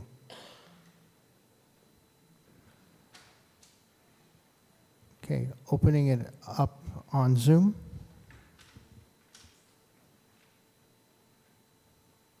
I think that means me. Can everybody hear me? Yes, we can. Thank you very much. Please just identify yourself for the record and proceed. Yes, thank you. My name's Eric Cody. I live in Precinct 8. My home is within about 1 mile of the site of this project, and I appreciate the opportunity to comment this evening. I have no objection to this property being developed for light commercial industrial use, as was envisioned by town meeting a few years ago when it rezoned the parcel. However, the scale of earth removal the applicant has described in his plan should be significant enough to trigger conditions contained in the zoning bylaw. As a former member of the planning board, my instinct was to go to the bylaw and see exactly what conditions the applicant has to meet. As a result of my review, I believe that the planning board should provide, in its opinion, to the building commissioner that a special permit for earth removal be required. I have other concerns about the project, but I'll focus solely on earth removal here. Section 2032, subsection 3, II of the zoning bylaw states that a special permit shall not be required if the earth removal is occurring on property in the light industrial commercial districts and is necessary and incidental to a lawful end use. The applicant claims that it is incidental and in fact de minimis, 350,000 cubic yards of sand removal. The planning board should consider whether this claim is legitimate. Moreover, the applicant should be required to provide convincing evidence that no alternative site layout that would reduce earth removal is available. The section of the zoning bylaw noted above lays out specific criteria for earth removal to be considered incidental to the development project. The proposed development fails to satisfy several of the criteria that have been laid out. Specifically, subsection 4 states, quote, does not conflict with the intent of this section, end quote. As far as the bylaw's intent, subsection IB of the same section says, quote, not of such scale or other characteristics as to require special conditioning in order to avoid possible objectionable negative impacts such as heavy equipment noise, vibration, dust, or vehicular traffic to abutting properties, the town, or the environment. How can an estimated 20 to 30,000 truck trips in and out of the site and their impact on Cedarville's roads and traffic, not to mention noise and disruption to those living nearby, not require special conditioning of the sort the ZBA would likely apply if a special permit were required? Section 3V lists exemption criteria as follows, quote, is minor in its net effect to that of the principal use based on the amount of material to be removed and the time period over which it is to be removed and/or the amount of money to be derived from the earth removal operations. I'm almost done. The plan fails to meet any of the exemption criteria found in this subsection. The estimated number of truck trips, even limited to 40 per day under the bylaw, would require a total of 550 days for removal to be completed. And the value of 350,000 cubic yards of sand is financially immaterial. The amount of money to be derived from sand removal is in the millions of dollars, surely enough to trigger the special permit requirement. I urge the planning board to carefully consider these issues as you decide whether to recommend that the project be referred for a special permit. I, for one, think it merits that closer look. Thank you for your consideration. Thank you very much.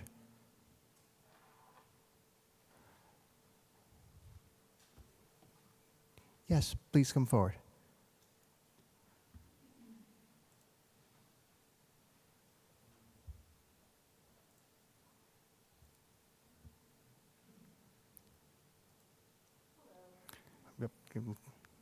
My name is Catherine Harrelson, and I work for Community Land and Water Coalition, a Plymouth-based nonprofit organization dedicated to the preservation of the Pine Barrens and the Plymouth Carver sole source aquifer. Tonight, I'd like to speak about the history of this particular piece of property and ask the Planning Board 2 questions. I have been made aware over the last couple of months that there is a very strong potential that this particular piece of land is located within what's known as the Great Lot, which is the original allotment of land to the Herring Pond Wampanoag tribe during the colonization of this part of the country. The allotment is a piece of land that was given to the Herring Pond tribe for them to hold and to live in after the rest of the area was developed. I don't know the means by which this particular parcel was removed from their possession. So my first question is the planning board aware of the history behind this parcel? Followed by a follow-up question to that, which is, who owned the parcel before it became town property? And how was the parcel obtained by the town? My second question is a statement is that there is a potential that there is significant archaeological history behind this site due to the known occupation, living, and general habitation of this area by the Wampanoag people. And will the planning board consider an intensive archaeological survey of this property before any permit is issued?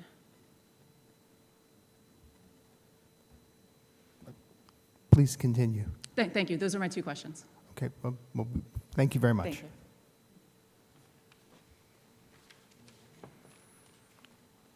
Anyone else in the room wishing to speak? Anyone else on Zoom wishing to speak? Okay. Seeing no one. Seeing no one, I'm going to bring it back to the board. If they have any further questions or wish to pose any of the questions asked by the residents to the proponent. We'll start with Mr. Donaldson. Mr. Donaldson?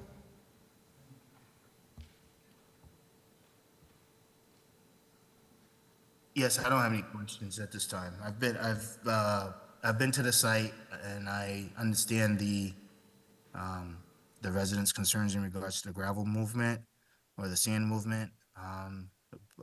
But I've seen the site and it's kind of going to be like the nature of the beast based upon the site. So the only remarks that I really have is this is kind of like the hand that it's being played based upon what we have in the site and what the site development is going to be. And that's all I have. Thank you, Mr. Donaldson. Mr. Bennett?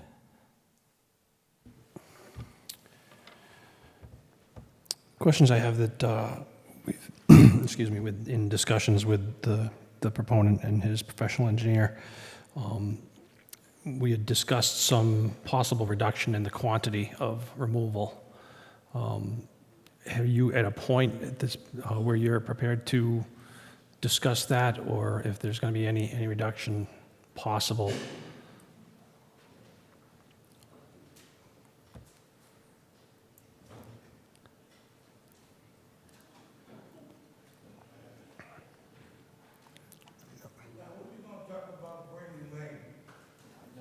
we're going to talk about this after this hearing is done. Yeah, how long is it going to take? It's going to take as long as it takes to do, as long as the board has questions to ask. Yeah, so how many questions you got for this guy? That guy? Sir, you're out of order. Please sit No, down. I'm not out of order. I am in Plymouth. I am a resident. I've been here. I'm Yet- a homeowner. I'm a taxpayer. That guy is a spokesman for a company Sir, that's biting into Plymouth. sir, I'm going to ask you again. Okay, I'm leaving. Please. Goodbye. Thank you. Really? Brayton Lane. We're here. And you will be heard in time. No, you won't, because you're kicking me out. I'm not kicking you out, sir. I just asked you to please sit down. Sir, I've got asked other you. things to do. I've asked. I've got other things to do. Can you listen to these Sir, people this in is the suits last time I'm who don't asking you live in- politely. It's not the last time, God damn it. I am asking you politely No, to that's please not sit the down. last time, God damn it. I am leaving. Thank you.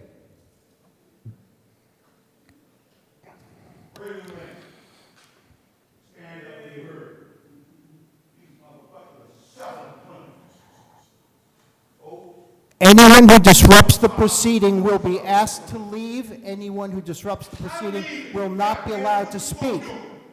What you gonna do? What you gonna do? What you gonna do? You really don't want the answer to that, sir. Oh, really? I do want to answer, because you want to know why?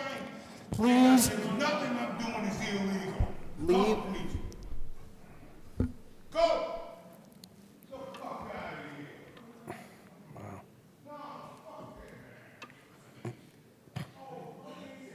That would be considered an example of disruption of the proceedings.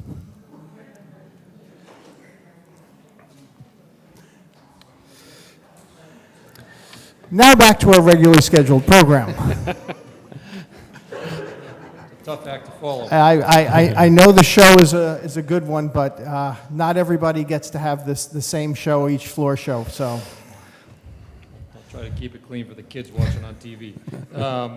So I'll respond to Mr. Bennett's question. Please. If you want me to respond to any other stuff, I will. It's up to you. But relative to that question about are we planning to reduce the quantity of earth, we have been exploring that and considering that. And actually, Mr. Flair has been working on a plan to see what can be done to reduce the quantity. I think at this point, given that we've got a peer review consultant taking a look, my thought process is we'd like to see what they have to say and, you know, kind of reserve our right to submit a plan until they've said their piece.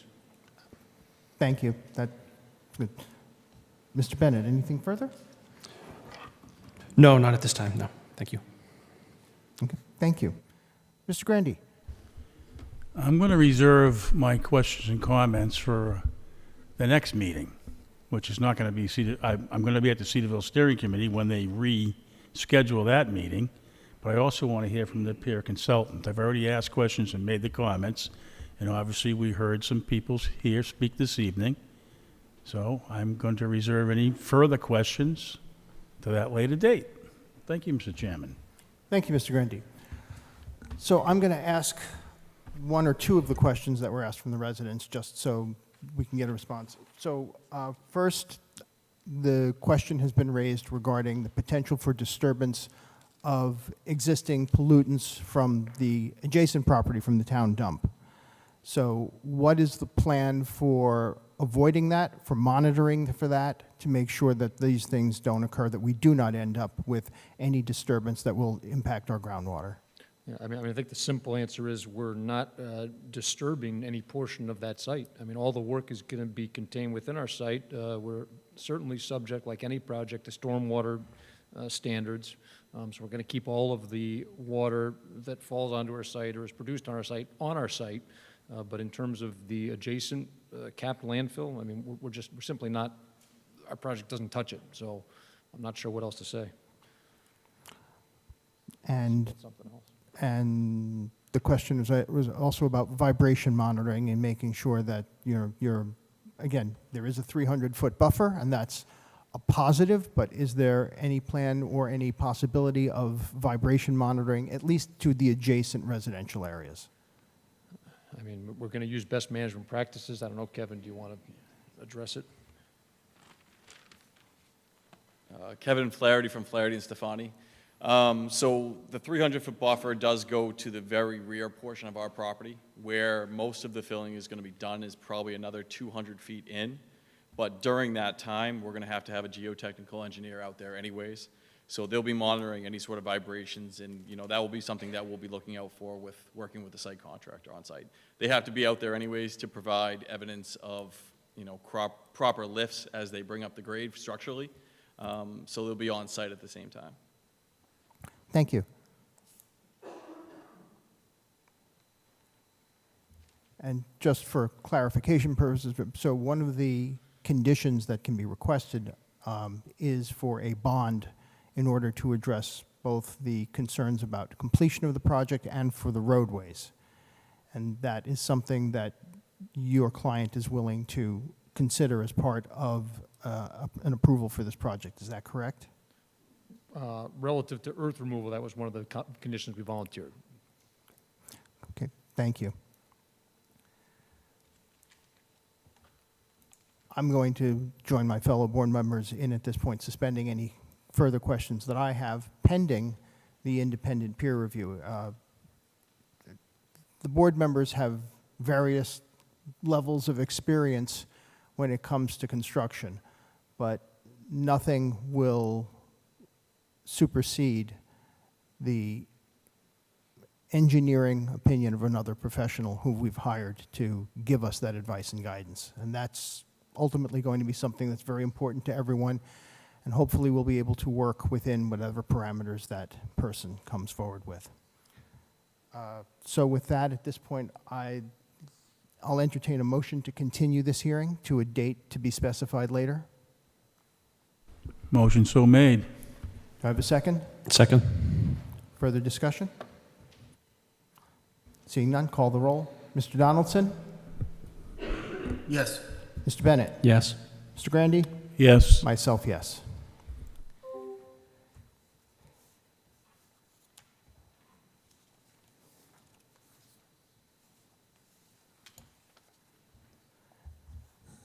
Next on our agenda is public hearing B 465, 131, 133 South Street, McGreco, Inc. Notice of public hearing. The Planning Board will hold a public hearing in the 1820 Courtroom, 26 Court Street, Plymouth, Massachusetts, on Wednesday, September 25, 2024, at 7:05 p.m. to hear the petition of McGreco, Inc., requesting a special permit per Section 203-7C2 to allow a driveway closer than 55 feet from the intersection of street layout lines, per Section 203-7F2 to reduce required parking area width, per Section 203-7J and use table footnote 6B3 to waive number of required parking spaces, per Section 205-6 R20MF multifamily, and use table A3 and footnote 6 to allow a multifamily dwelling, per dimensional table R20 multifamily MF to waive required front and side setback for a multifamily building, and per 207-7 for inclusionary housing to construct a two-story, 24-unit multifamily building located at 131 and 133 South Street, map 27, lots 14D-131 and 14D-133.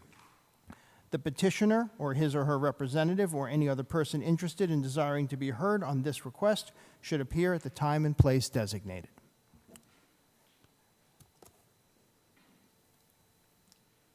Thank you, Rick Veo from McGreco.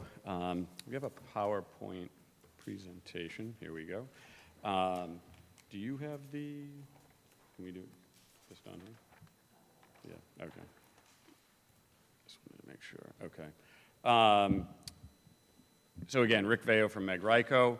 I think the board is familiar with Meg Ryko's history over the last decade of development in town, and in a shorter span over the last 7 years of affordable housing in town.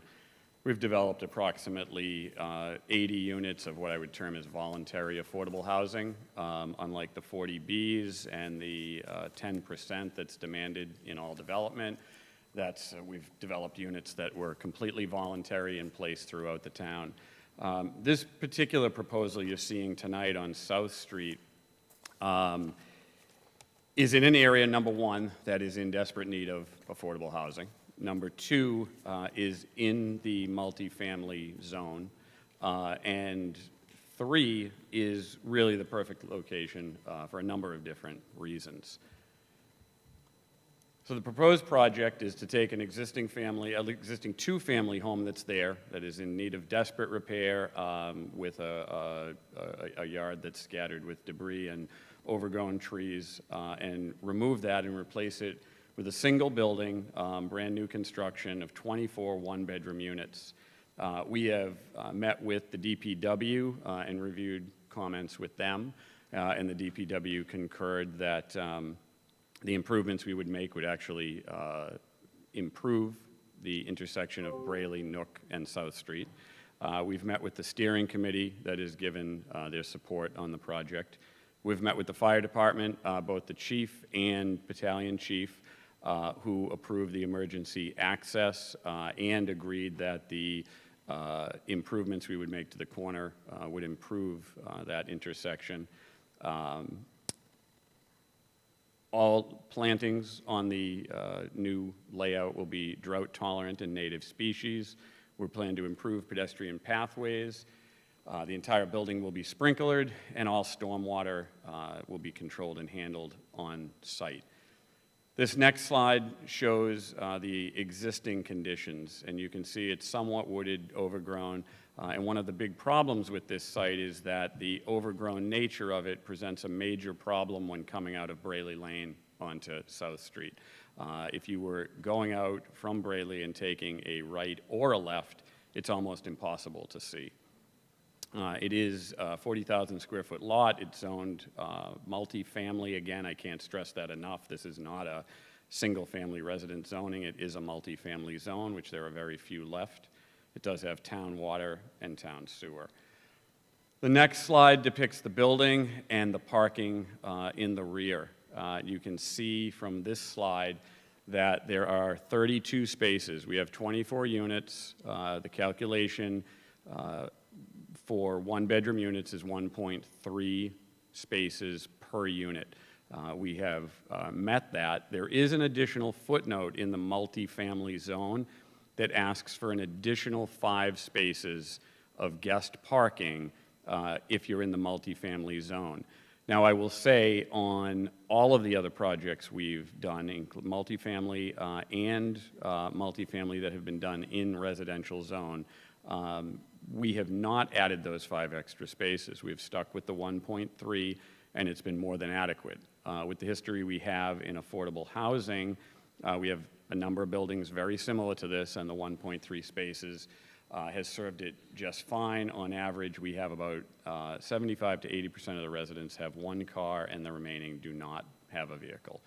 So we feel this site layout is adequate, provides the proper turning radiuses, certainly all the parking, and provides for on-site hidden fenced-off trash removal. This next slide shows you the landscape plan, which is an extensive landscape plan, but it is contained to immediately around the building and streetscape on South Street that will not interfere with the sight lines coming out of Braley Lane. As you can see, again, that inner radius line on the corner coming out is the sight line that you should be able to see down the street, and you presently can't. The next slide is an architectural render of the building, the elevation from the front, side, and rear. Pretty standard design, colonial feel to it. It is a larger scale building, but it also fits appropriately in on South Street. Immediately to the right of this on South Street, for both a couple of lots down, you have, by bedroom count, anywhere from 20 to 60 units per acre in the adjacent properties, so it's in fitting with those adjacent bedroom counts. You can see the one-bedroom layouts, all very nice units, all designed with luxury vinyl plank flooring, washer and dryer in the unit, quartz counters, stainless steel appliances. These are not meant to be what I was termed as, Columbia Point in Dorchester. They're built as very nice units that people can be proud of. And again, we've built about 80 of these in town that are all fully occupied, and they are very well maintained and very well received, and people are proud to be there.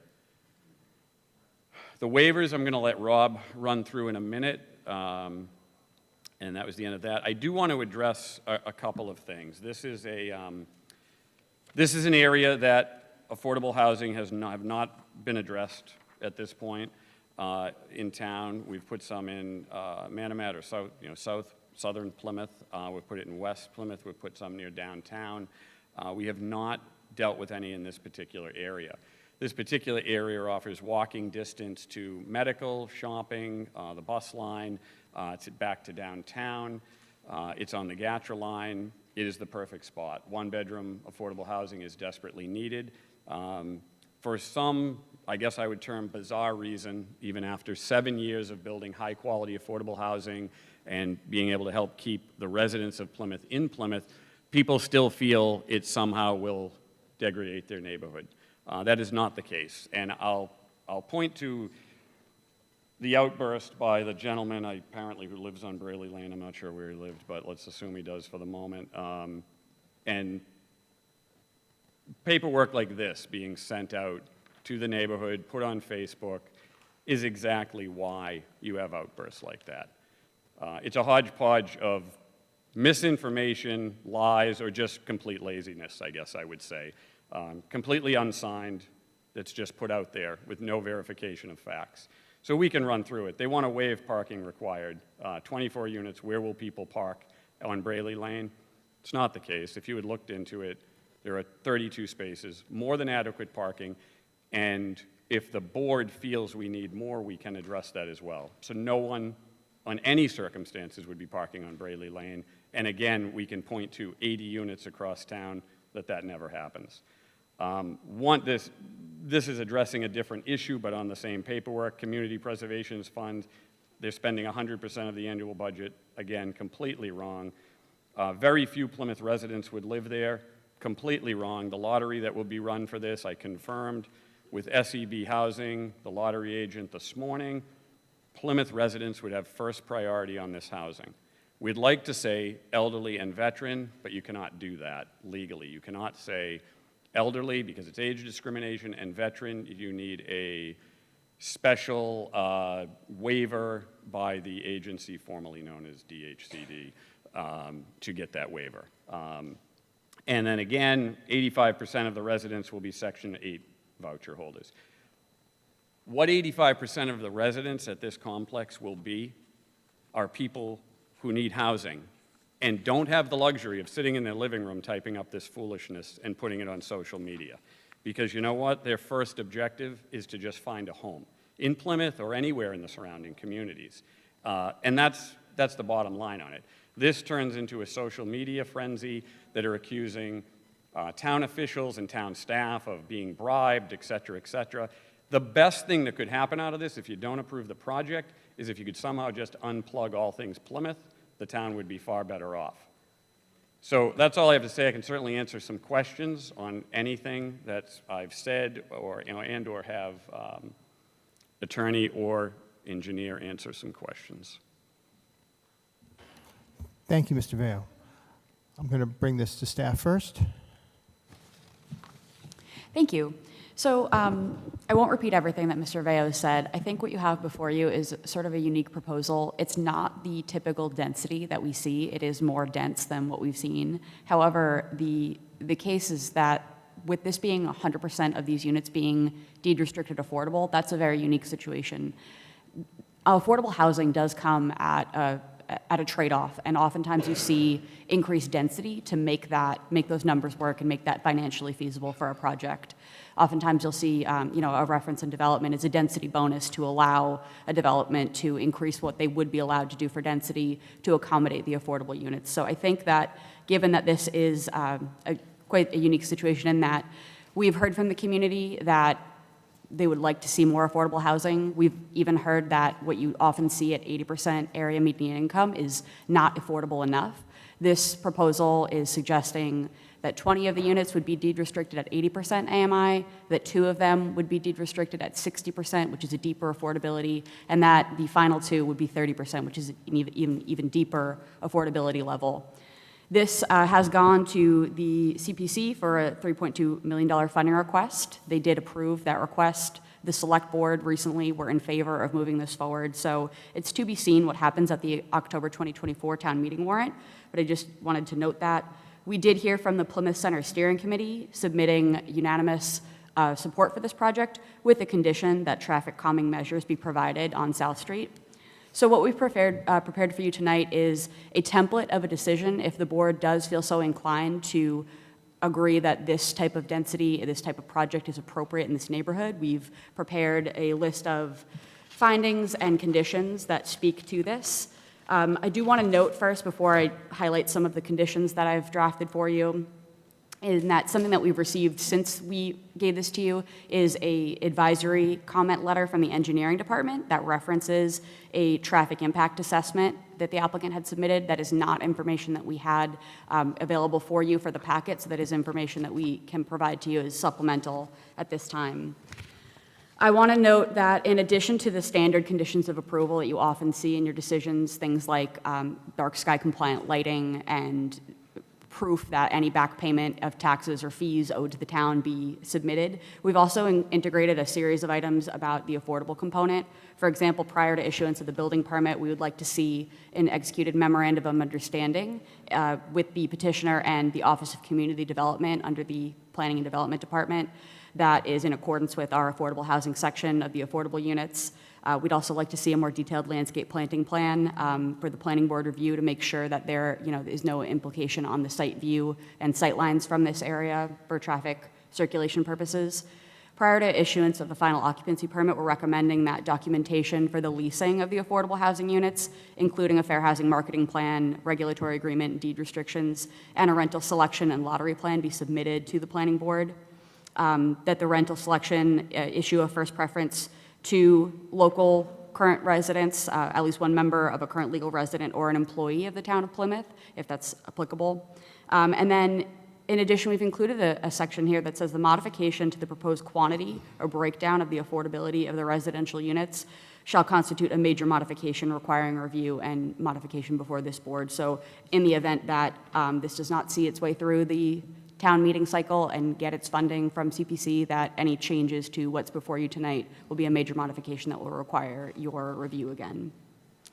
And then the final thing I'll note is the, in a period of 2 growing seasons, installed landscaping failing to thrive would have to come back to the satisfaction of the planning board.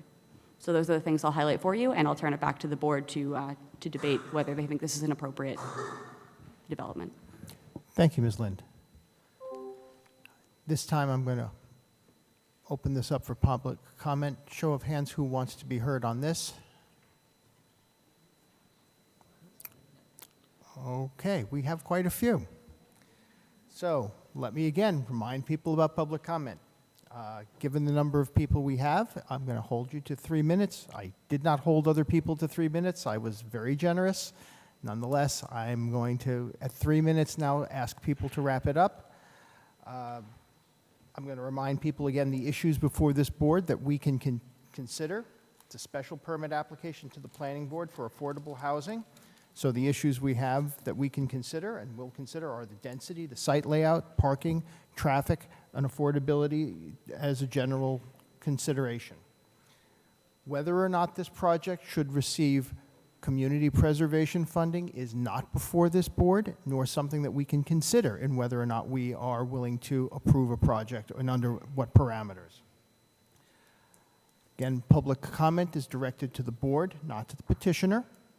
And if you, after a while, if we start hearing the same questions and comments over and over, I am going to ask people to move it along a little bit with the understanding that, again, anyone is welcome to stand up and simply say, I agree with the people who've spoken before, and those are my concerns as well. If you want to be registered as having said that, that's perfectly acceptable as well. We're not, again, here to inhibit anybody, merely to remind people that everyone should be given a chance to speak, but we would like to keep things moving so that everyone does get a chance to speak.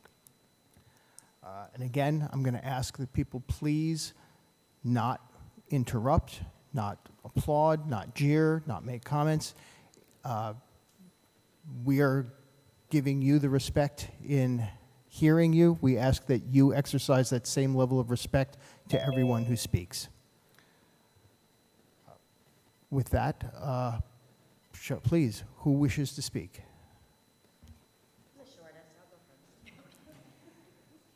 There's always one intrepid soul willing to start, so thank you for being that person. No problem. Thank you for letting me be here. My name is India Waldron. I live at 22 Fieldstone Way. Yeah, you got, acoustics are terrible Better? here, so we're gonna, yep. Testing, testing. 1, 2, 3. Check, check. Thank you. India Waldron, 22 Fieldstone Way. Lived there for approximately 10 years. I go up and down our property line, which comes right down to Brayley, every day, twice a day or more, because I have a school-age child. I never have come to a town meeting. This is my first because of the importance and safety issues that I see. I'm not a legal person. I don't know zoning. All I know is coming into Brayley Lane is a hazard. Coming out of Brayley Lane is a hazard. Turn off your radio. Kids don't talk to me because if I am not looking 5 times left and right and then back again, you're going to get T-boned. It's happened plenty of times. We have a lot of accidents on that crossway. It's not safe, but the other thing is our road is about 18 feet wide, and we have buses that come down that road. You cannot, even with just 2 regular cars coming down the road at the same time, you can't pass without either one pulling over and kind of stopping or one inching over onto the grass. So if you imagine a bus, and it happened this morning, we had a bus, we had a car behind the bus, and we had a car on the other side. Even if the bus closed the stop little signal, they couldn't pass. It's not wide enough. So my concern is with only 32 parking spots, one, I didn't see unless I missed it, handicapped. There's going to need to be some larger parking spots for handicap, which takes away from the others. If there aren't at least 2 spaces, typically most people, have 2 cars, you would think, where are the others going to go? So if we're assuming that we have extra people parking on that road, we have a safety issue, both for the kids. There's 2 spots right by that development and then right coming down on Fieldstone Way. So, concerned mom with many others here. Thank you very much. Thank you very much. Please come forward.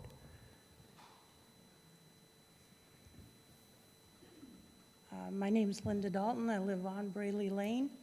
I don't do this sort of thing either, but as a 20-year resident of Plymouth and Brayley Lane, I just want to state that, I don't think that anybody here wants to deny anyone the ability to own a home or rent an apartment or do anything. It's the American dream. We all want that. And we're not bad people because there's a flyer going around. But we are all concerned about the traffic. We are all concerned about safety. What she just said is all absolutely true. Buses coming and going from the street. It's causing terrible problems getting in and out of the street. Delivery trucks, if we add 24 units to the end of the street, there's going to be that many more FedEx, UPS, the mail truck, Amazon. God, there's so many Amazon trucks everywhere. And it's already a very hazardous area.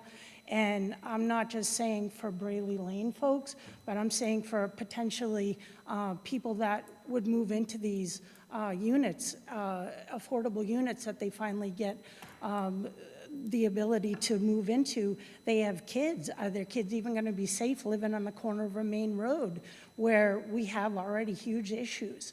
I feel that the picture that was shown on the monitor is a very large building, and I'm really not clear on how the visibility pulling out of Braley will be any better than it is now. It's not good, and I don't think it's because of overgrow. There's some politician in town, Palmer, who frequently mows it and puts up a sign, and he mows it because it's a bad area and people need visibility. So that's already, I don't know, landscaped for a better word, to improve visibility coming in and out of there, and there's still tons of accidents. So I do agree with needing to know about wheelchair, handicap parking accessibility.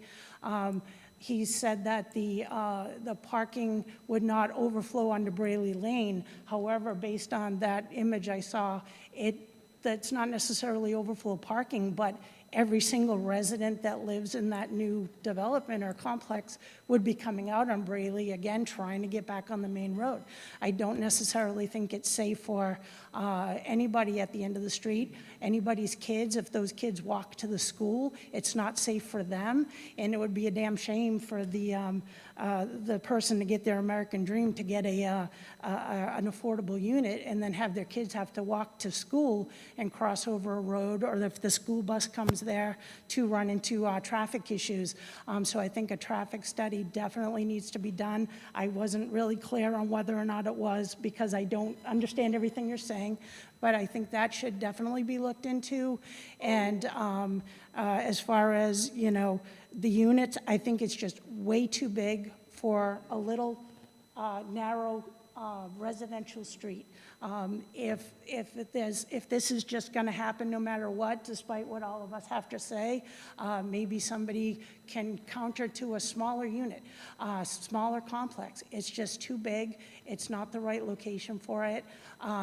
The Oasis went up down the street behind Home Depot. I'm going to ask you to wrap it up, please. Sure.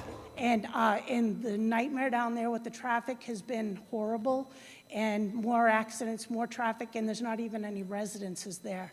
And we just don't want that to continue down the street into a residential area near the school and the library, where there's a lot of families and people that are looking for safety. Thank you. Thank you.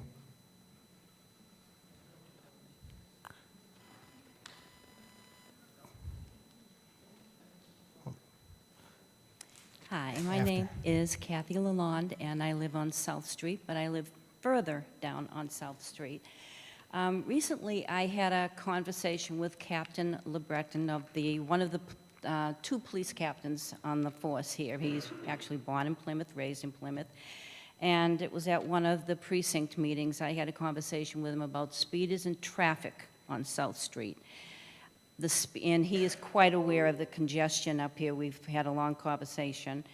And I, on my own, actually made a log of speeders that go up the street 50, 55 plus miles an hour, because he suggested a log to call the police department. And I said, I'm not going to be sitting on the phone all day. So I did a 10-day log. 10 days, what I logged were 26 speeders, not even counting what's going up in front of the library. And you're talking about school buses coming out of Nook Street. It's not just school buses. It's a high school. How many kids do you think have cars there? Probably half of the school. Any day, any time of the day, you're going to see a congestion from the lights that are in front of the Sunoco station that go right down cars sitting on Braley Lane. It's a mess, and all we're going to be doing is adding more traffic. And I know that you cannot control speeders, but we are down 15 police officers in Plymouth, he told me. 2 police officers are leaving for better positions, and he's thinking that there's 4 officers within the next year that are going to be retiring. They're trying to recruit, but as of yet, that was the status that I had. You're talking about taking parking spaces from 10 feet, or was it 10 yards, to 9. Does anybody take a look at the cars that are out there now and the trucks? We have trouble with parking now, trying to get out to avoid hitting anybody else that's parked next to us. 1.3, and I could be wrong on that, parking. I have spoken to people that have gone into the low-income housing, the 401Bs, and they all moved in with 2 cars. Not here in Plymouth, but I have spoken to people in other local towns, and they moved in with the 2 cars. So I'm not quite sure where your other parking is going to be. Like I said, I'm concerned not living in that particular area, but I'm here to say what I have to say. I think South Street is it. It seems to me that Plymouth lately is trying to build on any little particle they have, and if you need to change the dimensions of the back and the side so you can get this piece of property in, then maybe it's not the property for you to build 24 units. That's all I have to say. Thank you very much.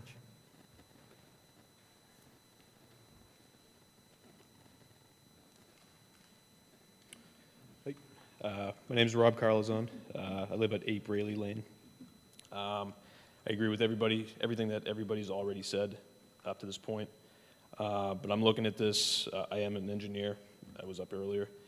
I'm looking at this from a permitting perspective. The applicant is looking for a special permit request and approval. And as you know, you have several criteria that you have to meet in order to get a special permit. 1, the proposed use is consistent with the purpose and intent of the district in which the subject land is located and with the comprehensive plan. Yes, it's a multifamily use zone, but it does not meet the density requirements, which was mentioned earlier. 2, adequate facilities will be provided for the safe and harmonious exercise of the special permit use. As mentioned before, there aren't enough parking spaces. It's less than an acre of property that we're trying to put this project on. I think that's way too small of an area to have that many units, personal opinion. 3, no hazard to pedestrians or vehicles will be created. Obviously, you've heard everybody before this. I would say you'd have to have a full-blown intersection with traffic lights, signalized crosswalks, turning lanes, bike lanes, all the usual things that are required when doing intersection improvements. And number 4, no nuisance or adverse effect upon the neighborhood will be created. That's hard to quantify. It's my personal opinion that when you put that many people on that small of an area, that's going to create nuisance and adverse effect. You're going to have increased medical emergencies, noise complaints, traffic that's already been mentioned, delivery cars, delivery vehicles. So to me, it doesn't meet those requirements to get a special permit approved. And that's my opinion, and thank you. Thank you.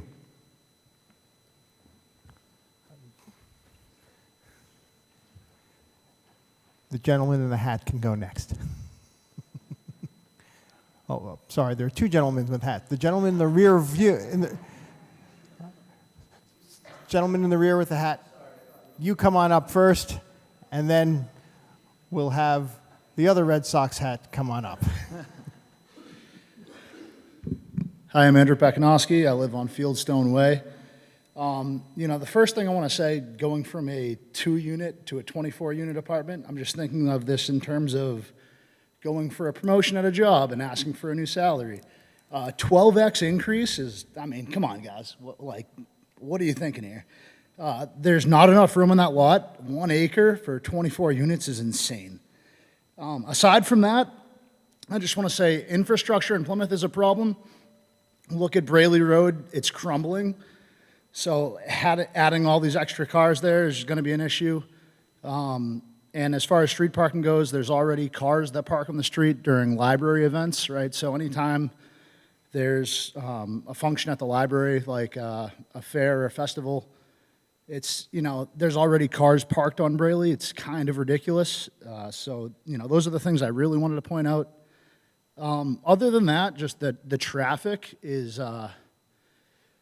a little bit of an issue during rush hour, but mainly, not during rush hour. Cars are flying down that road, right? The speed limit is 30 miles an hour. On average, it's at least 40 plus miles an hour that you'll see cars going. And like people have said, there's been several really bad accidents since we've lived there. And I mean, regardless of cutting down trees or not, something should be done with that intersection.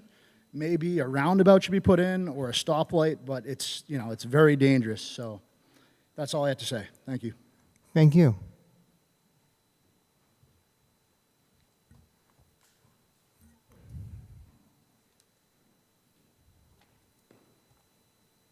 Hi, my name is Stuart Howard. I live on Brayley Lane. I'm 69 years old. I've been on Brayley for 20 years. I agree with most of the people saying Brayley Lane is a small street. It's not legally width. We don't want it legally width. They fly down it now. We don't want them going any faster down Brayley Lane. And the traffic itself, I love to go to BJ's. Probably everybody in here loves to go to BJ's. There's 5 traffic lights going to BJ's. We do not need another traffic light on Brayley Lane.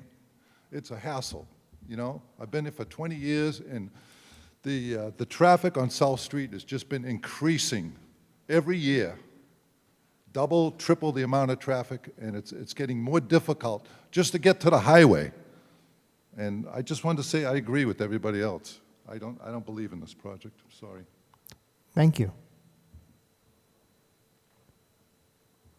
Yes, please come forward.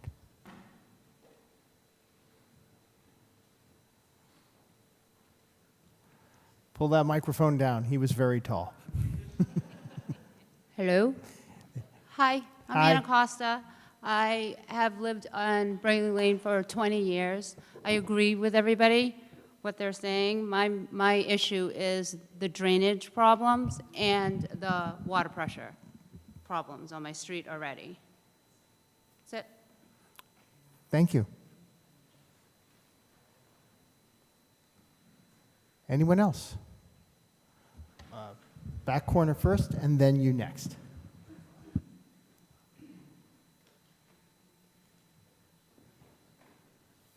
Hi, my name is Amy Van Tangley. I live on the corner of Brayley Lane. So I get all the cars that come across the street that don't stop into the front lawn. The proposed driveway is directly in front of my house.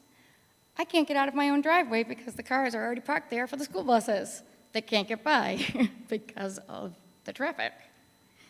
The drainage, if you have a low sports car, you're not coming in Brayley Lane if it rains, unless you're going around through Stafford.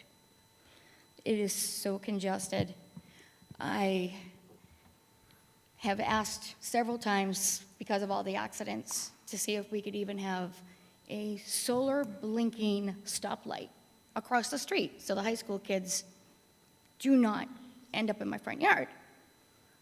I was told Brayley Lane is a lane. We can't even have sidewalks.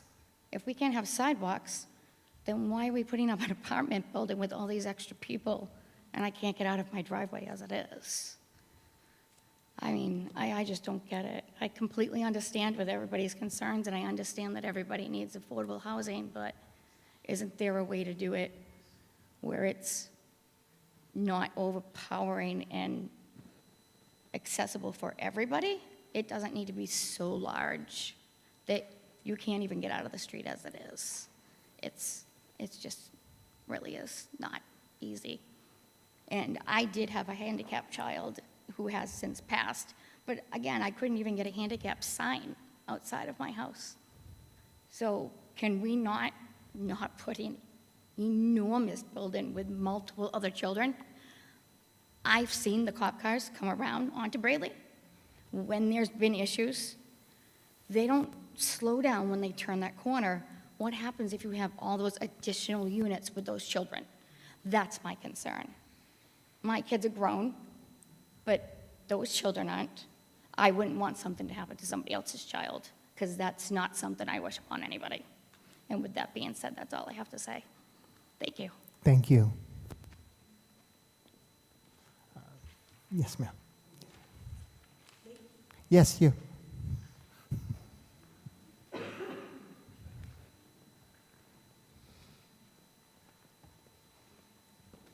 good evening. Good evening. My name is Mary Ann Graham, and I live at 12B Leland Way. I'm in a butter, and I agree with everybody, with everything everybody said. I just want to say personally, I was in an accident in that area.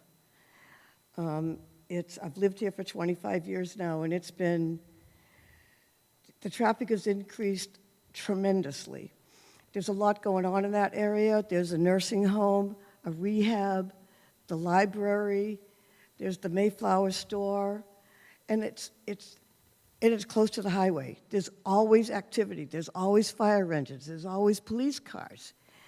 And to add 24 more units with all those people, it sounds like a sidebar. I grew up in Cambridge, Massachusetts. It was a small town 73 years ago.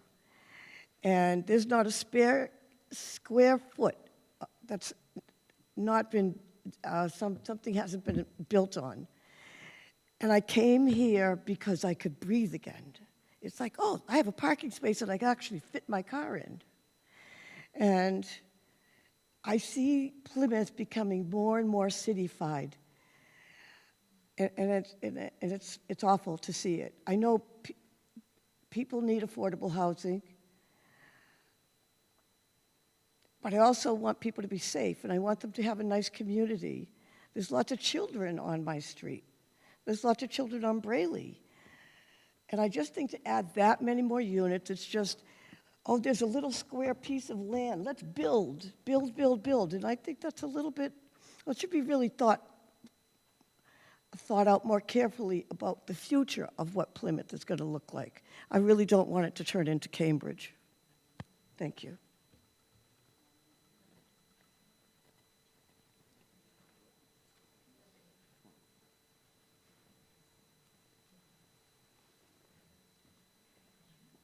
Hello, my name's Tim McEwen.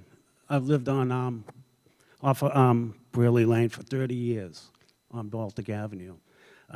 The only thing I'd like to bring up, I like everybody's bringing up some good stuff, but if and when it snows out, we have basically one lane down because of the snow and the way it's plowed.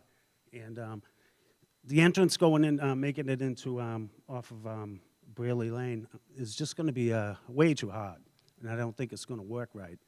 Again, with people flying around the corner, and we have decent plowing, but sometimes it does lack in that area. So I'd like to just consider that a little bit. Thank you.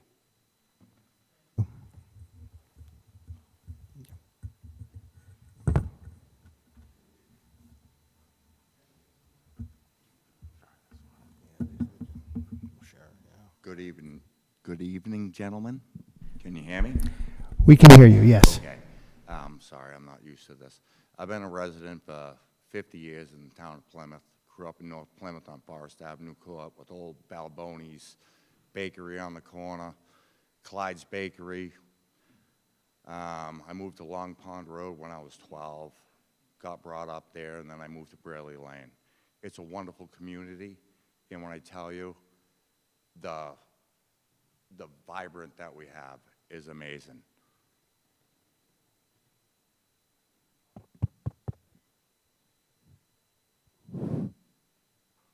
Can you hear me now? We can hear you. That's what I do to. I'm afraid it's my problem, not Oh, I yours. So we can hear you. We can hear you fine. Yeah, I must say that to my wife 11 times a day. Can you hear me now? But I do like you hearing all of our concerns, and like multiple people have said, the intersection of Nook Road, Brearley Lane, South Street is absolutely atrocious. I wouldn't absolutely build housing. I'd probably set up like a flashing light like was recorded earlier.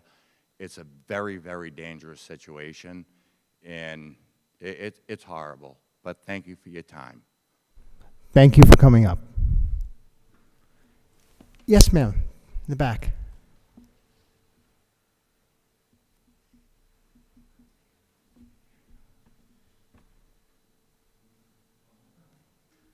Good evening, and thank you. Everybody has touched on everything really well, so I'm going to come up as a grandmother instead of a mother. And I know that it was brought up, it is a terrible intersection. It's a horrible intersection, and everybody that's from Plymouth knows that. But it is the designated bus stop for PCIS and for both of the high schools, which means, and with no sidewalks, that means that the kids stand in the street. And as one of the women had, well, they stand on the little bit of grass there that's in the corner, to be honest. Whatever that gets developed, I don't know if they'll have that opportunity or if they will be in the roadway. As one of the women had mentioned that lives right there on the corner, parents will very often, if it's raining or if they need to pick their kids up in the afternoon, there are 4 to 5 cars right there, which narrows the street down from that 16 to 18 feet to much less. As whatever is decided for that corner and whatever is built, if consideration could please be, especially for those of us driving, it's very dangerous. For our children who have to stand in the street, when there's snow, there's no sidewalks, and that is their designated bus stop. In the mornings when it's still dark at 6:30, they have to be out there. And then when they come home in the afternoon, and if they come home on a late bus, it is dark. Please give consideration to whatever you gentlemen decide, that those children, especially those children, are safe to be able to walk home, have sidewalks, whatever is necessary for their safety. Thank you. Thank you. Anyone else? Any new comments? Please.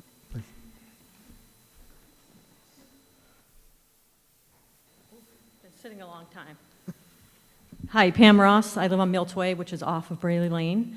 And I just have a couple questions. Firstly, you say that the sightline is going to be improved, or it says that the sightline is going to be improved. I think we've all reiterated that it's not really the sightline that is the problem, it's the traffic coming up and the speeding. I take a left out of that road every single day because I work downtown, and it is taking your life into your hands. So having more people coming in and out would just be a huge mess, as everyone said. So the first question is, how would you plan on improving a sightline when it's not a sightline problem? And you want to improve the sightline, but yet you're asking for the building to be closer to the street. That is what one of the questions they're here for, right? Secondly, you mentioned on the slide, which I don't see up there any longer, it would be improved for pedestrian walkway. There it is. Where's the pedestrian part? Well, he said it. He said it when he was up here on his about improvement for pedestrian space. There's no sidewalks on Braley Lane. We take our life into our hands walking down there. We walk down there. People walk down there, run down there, and there is a sidewalk on South Street, and it's a good sidewalk when we take a left if we're walking or walking our dogs. I don't know if that's still going to be there with what is proposed, because that is really the only safe area on South Street is where they have the nice sidewalk. So you say you'll improve pedestrian walkways and sightlines, yet we already have a good pedestrian walkway on South Street, and the sightline is fine. It's the traffic. And that will only be increased with more people there. Thank you. Anyone else in the room? Gentleman first, then yourself. My name's Larry Nelson. I live at 19 South Pond Road, which used to be South Street. And all of South Street was a lot of farms and a lot of tight-knit community, a lot of houses right on top of each other. Those houses are still there. This intersection has had bad drainage since I used to walk to PCIS with the flooding. This intersection has had so many accidents that when I'm at home sometimes, I can hear them, whether I'm in my basement or my living room. And one of the cars that was in one of these accidents went right into this parcel of land, right for the trees. I think we're at the point at Nook and Braley and South Street with people who are driving 45, 50 miles an hour that we need to start to look maybe into a roundabout there. Instead, no traffic light, maybe a roundabout there to slow people down. You've inexperienced drivers leaving the high school during the school time from the high school, trying to get up and drive up South Street. South Street is backed up all the way from the library up to the first set of lights that you get to. I will leave my house and go all the way to Jordan Road just to get to Long Pond Road because of the traffic and those times. So the traffic there starts sometime around 12:30, and it can last almost 5 o'clock, and it's bumper to bumper, and it's ridiculous. It's not safe. It's not safe for anybody. It's very dangerous at different times. Somebody's walking there at night, and you can't see them, they're going to get hit. Braley Lane has always been a mess. I've lived on this street in this area since 1982. Braley Lane has always been a mess. It's also been overdeveloped. It's not a safe area. So maybe it's time to look at a roundabout there. I don't know if a blinking light's going to slow anybody down, but I know the roundabouts do slow people down on a lot of the roads. So maybe that's something we need to look into and make that area safe. People drive way too fast on South Street. Thank you very much. Thank you.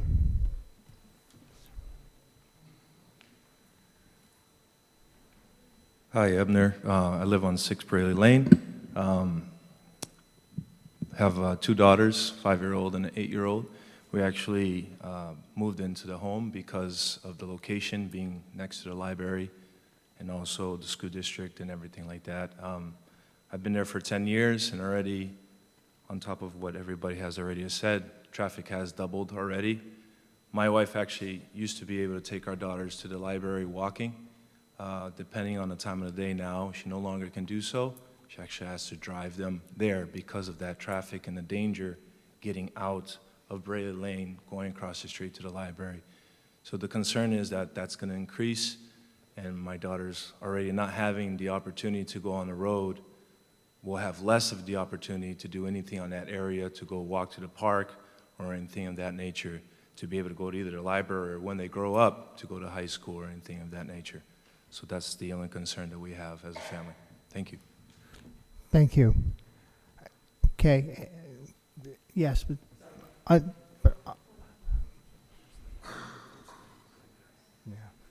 Hi, Carla Pekanowski, 19 Fieldstone Way.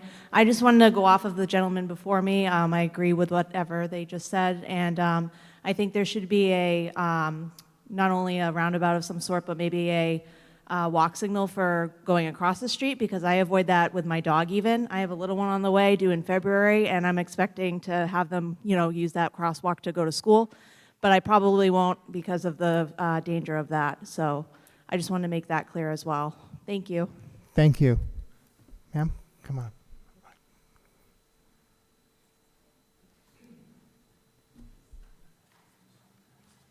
Good evening. Excuse me, Peg Wood, 21 Braley Lane. Again, I agree with most everybody here. My thing is, I don't think with the driveway coming off of into Braley Lane, I don't think that's safe. I think it would be much safer if it actually went into South Street, where you can see coming and going. The other thing is, I think the building's way too big. If you need variances just to fit the building, I think obviously the building's too big, you need to make it smaller. The other thing is, with one-bedroom units, is that to assume that there aren't going to be any kids? If there are kids, where are they supposed to play? In the parking lot?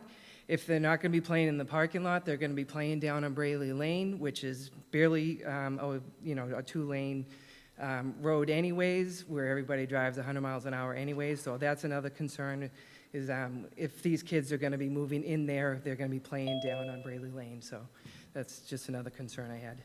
Thank you. Thank you. I know we have people online as well. Why don't we get to some of the people online? Okay, please, briefly, ma'am, because we're hearing the same things over and over again, and the board has heard your concerns. So unless it's new, if you've got something new, we want to hear it. So we have 3 people with their hands up online. I've got 4 people with their hands up online. Okay. Pat, do you want to start? Sure.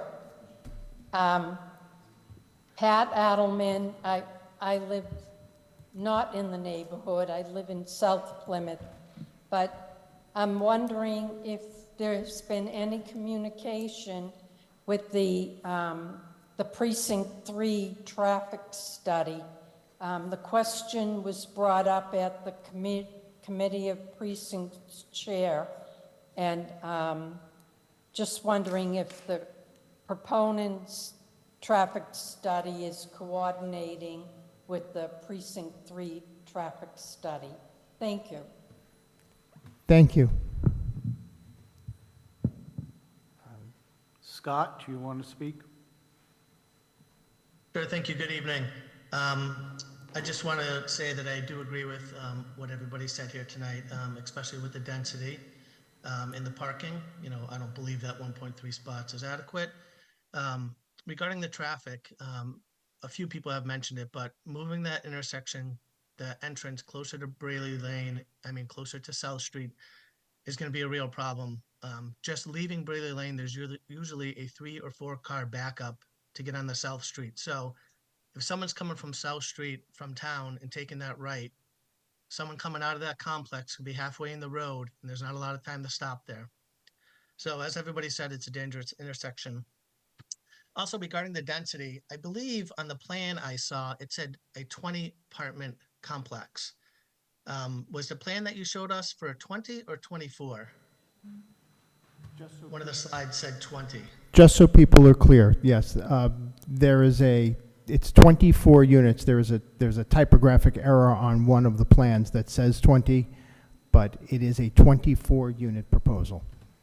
Right, so the proposal and the site plan that they showed was 24 units or 20 units on it? Because it's gonna make a difference in the size and the way it looks. 24.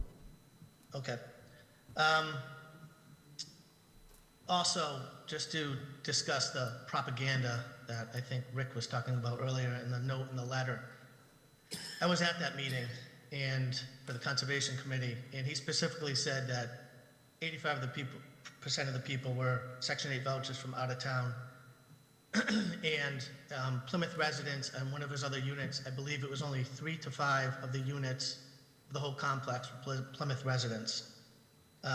So I just want to clarify that it's not propaganda, and you actually spoke about it in your meeting.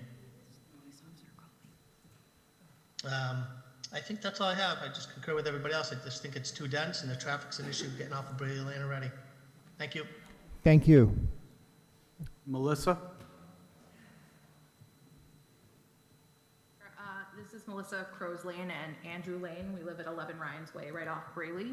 I mostly just wanted to second what everyone else has said already, but I wanted to point out that I think that it seems like from this discussion, the neighborhood would be much more largely supportive of development if the infrastructure on Braley was addressed, such as the drainage, the methods or lack thereof of egress, lack of sidewalks for the kids. And I think the neighborhood is also still reeling because we are still continuing to deal with unchecked developers in our neighborhood already that the town does not want to deal with. Thank you. Thank you. Robert? Yes, Robert Shaw. I am a long-term resident of Plymouth. I currently live in Applewood Estates. It is a neighbor of Braley Lane in this project. I'm also a town meeting member, Precinct 4, and I'm up against the Downtown Steering Committee. I do understand that the town has an obligation to meet the state requirements for affordable housing. I am a proponent of that. Also commercial growth. I support both commercial and residential. Everybody's been speaking about it tonight. Public safety issue, traffic issue. Removing vegetation from the corner of Braley Lane is not going to solve this issue. People do speed on the road. Police do enforce it, but they cannot enforce it 24 hours a day and then every minute. Now, there is a four-way intersection there. People attend school, people go to the library. The new residents of this development will want to go downtown, will want to access the highway. They will be causing more of an issue if this traffic issue is left untouched. Now, I understand that the builder is not responsible for fixing an existing issue, but he's also not allowed to cause the issue to be more intense and actually cause more of a problem. Please, we need to do either a traffic light, roundabout, four-way stop signs. Something needs to be looked at. If there's a cost, whether the town and the builder are going to endure this cost, it is worth it. One life can be saved from this. Okay, thank you very much. Thank you. Anyone else online wishing to be heard? I'm not seeing anyone. Okay. Now we're going to last call for anyone with anything new in the room. Okay. At this point, I'm going to bring it back to the board for further discussion, but I'm going to break with a little tradition. I'm going to go first in one sense. There are a number of issues that have been spoken about this evening, but one is clearly the overriding one, and that's traffic safety at this particular location. What we have heard is that there is a traffic impact report done for this. However, this board hasn't had a chance to see that yet. I know it went to town engineering, but for some reason it did not come to us. That makes it very difficult for us to comment on the issues of proposed traffic remedies, traffic calming, sightlines, etc. So I'm not comfortable. I'm happy to have questions answered generally, but I want to see that first before I make any, I'm personally willing to make any decision regarding this. So, Mr. Veo, if you want to. Mr. Chairman, so Jeffrey Dirk from Vanasse is here tonight to do a proposal via Zoom and to go over all those points on that proposal. I'm not sure why that did not make it to the board. I believe the board does have it now, and Mr. Dirk is available to go over, that in detail. Okay. No, we do not have it. We did not get an opportunity to see it before the meeting. But as you know, most of the board members are coming from somewhere else. If it was sent to the board during the day, they would not have had a chance to review it and read it and comment on it. So I appreciate that your traffic engineer is available, but I don't have the information that I need to ask thoughtful questions is the problem that I'm facing, especially given the overwhelming resident concern regarding this intersection. And it's not an unfounded one. Most of us use this intersection. We all know that South Street has become extremely busy. We know the location. So traffic calming is going to be essential to any discussion of development on South Street. So, if I can, I know you were bringing it back to the board, but I'd like to be able to sort of go through and address a number of the comments made while they're still fresh on everyone's mind. And I'd also like to point out, and I said this earlier, is that, so we had an extensive meeting with the Assistant DPW Director and the town engineer about this intersection. And what the outcome of that discussion was is that we agreed to work with the DPW to improve that intersection and sit down with them and come up with a plan. One of them is to shrink the entrance mainly on the, I guess it would be eastern or southerly side of Bradley Lane, so cars aren't whipping around that corner. But what the town agreed to do was that if we develop the property and we pay for this side of the street, they would get a grant and pay for the other side. So it was a major, I guess, majorly positive discussion we had with the DPW that I'm not saying it's not normally a positive discussion, but this one was very forward-thinking in that, from my perspective, the board could vote on this looking at it as that the DPW, that we are mandated to satisfy the DPW because they are driving this ultimately anyway. We can't just decide what we want to do at that intersection. And I fully recognize Braley Lane is not a great intersection. I think you'll hear the same thing from the traffic engineer. We know that. I can't solve that, but the one thing we're not doing, as you will see from the study, is putting an additional burden on that intersection. The actual measures that we're taking will actually improve the intersection and actually improve and solve a number of the issues, if not all of the issues that were brought up tonight. We can't solve speeding. We can't solve people waiting for the bus that on Braley Lane. We can't solve the amount of traffic going up Braley Lane. But none of that we are impacting in any way, shape, or form.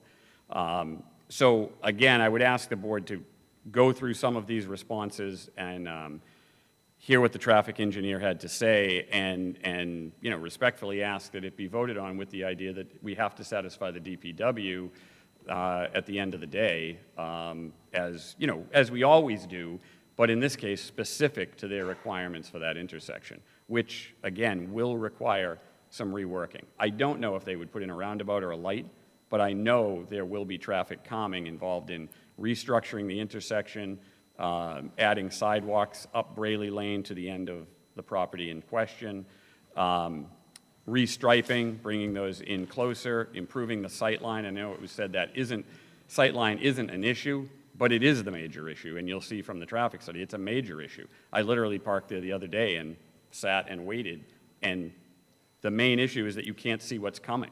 Yes, they're going fast, but you can't see them, period. And it's one of the major problems. Could I go through some of these, or? I'm going to bring it to the board. I'm going to ask for the favor of the board as to what the board wants to do proceeding. Mr. Grandy? Okay. Is this working? It is. Okay. How many pages is the traffic study that was done that we didn't receive? I don't want to go into a deliberation about it. How many pages is it? Mr. Jeff, can you respond to that, and how many pages?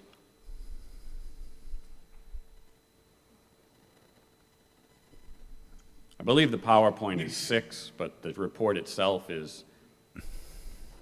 Yeah, good evening, Mr. Chairman, members of the board. Jeffrey Dirk with Vanessa and Associates, the transportation consultants in the project. Member Grandy, it's probably on the order, if we include the technical appendix, it's probably close to about 100 pages or so. The report Right. itself is about 15, but if you add the technical appendix, it's easily probably close to 100 pages. Okay, so we don't have the time this evening to go through 100 pages. I don't have it in front of me. It didn't come in the report that was sent to me on the computer. I wasn't even aware of it. So I wouldn't be in favor of voting on this without being able to see that report and go through it myself and look at it. Not through a presentation, and half of it I can't see on a screen up there because you can't read it all. So I'm of favor of not moving forward with this until we see that report. I want to see it. That's my opinion. Thank you, Mr. Chairman. Thank you, Mr. Grandy. Mr. Bennett? Thank you, Mr. Chairman. So I'm going to disagree with my esteemed colleague somewhat, Mr. Grandy, in that I'm not really looking forward to reading 100 pages of traffic data. However, I'm certainly willing to do it. However, should the proponent have I think he mentioned a 6-slide PowerPoint that would summarize it and maybe lay it out for us lay persons, I'd be willing to listen to that at this time. That being said, I do have a few other points that I'd just like to discuss. Certainly, my goal on this board is to provide balance between development and the residents' needs and desires and rights. I did discuss with one of the residents the density and the sight lines, and I took a drive up there myself, and I was terrified trying to pull out of there onto South Street. It is a sight line problem. It is also a speed problem, but the two go hand in hand. The higher the speeds, the longer sight lines you need. So one specific recommendation I would have for Mr. Flaherty on, I believe it's sheet 10, where he says that the applicant and his designee must maintain low vegetation to provide clear sight lines to driveway intersection on Braley Lane. I think that line needs to be adjusted so that it's drawn from the location of the driver's eye, if it is, who is on the right, on the right-hand side of Braley Lane, waiting to take a right or left. It's basically just kind of rotating around the corner of the building so that it encumbers by this requirement pretty much the entirety of the frontage. I saw that the landscape plan has some trees. I don't know what type of trees they are, but definitely the low shrubs. I think that's all. It's pretty evident from everyone's comments as well as yours, Mr. Vale, that everything possible is going to be done to improve the sight lines. I did see. I actually looked up some plans while we're listening here to see that the layout of Braley Lane is only 30 feet, which the typical subdivision roadway is a 40-foot way. So there are opportunities still there. If there's only 18 of pavement, there are opportunities there for widening, and I think that those are not necessarily the responsibility of this project, because the problem with the width, as I understand it, and from when I drove on it, are further up the road. I understand those are problems, and I would encourage the residents who do have a problem with that to bring those complaints to other venues within the town, such as the DPW, and see if they can get maybe some widening. I think the addition of a sidewalk where you actually do have control of it along Braley Lane, on your frontage, as it were, on Braley Lane, is an outstanding idea. I think that would help tremendously with the bus stop issue. Give the kids some place to stand out, safely up a curb out of the road. I did see, and having some interest in this project, I watched Mr. Vale's presentation to the select board in full. It was similar to what we saw tonight, but I think in more detail. And his discussion of his experience with this type of project, where he says that 1.3 parking spaces are sufficient in his many other projects. I'm inclined to believe him. McGraco has done some really very nice projects and are very, very familiar with this type of development.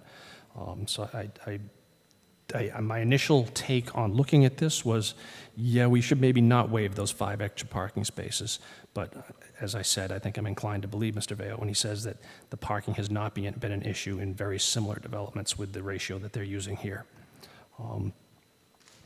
I also am encouraged that the Plymouth Center Steering Committee voted in favor of this. And I think the gentleman who mentioned the roundabout, you're a man after my own heart. I think that's a tremendous idea. It's a big reach, I think, for what the available funds are for the DPW, but definitely some traffic measures are warranted here. And I hear Mr. Veo having said that he's made significant efforts in discussing with DPW and willingness to spend some money, which is where the rubber meets the road, right?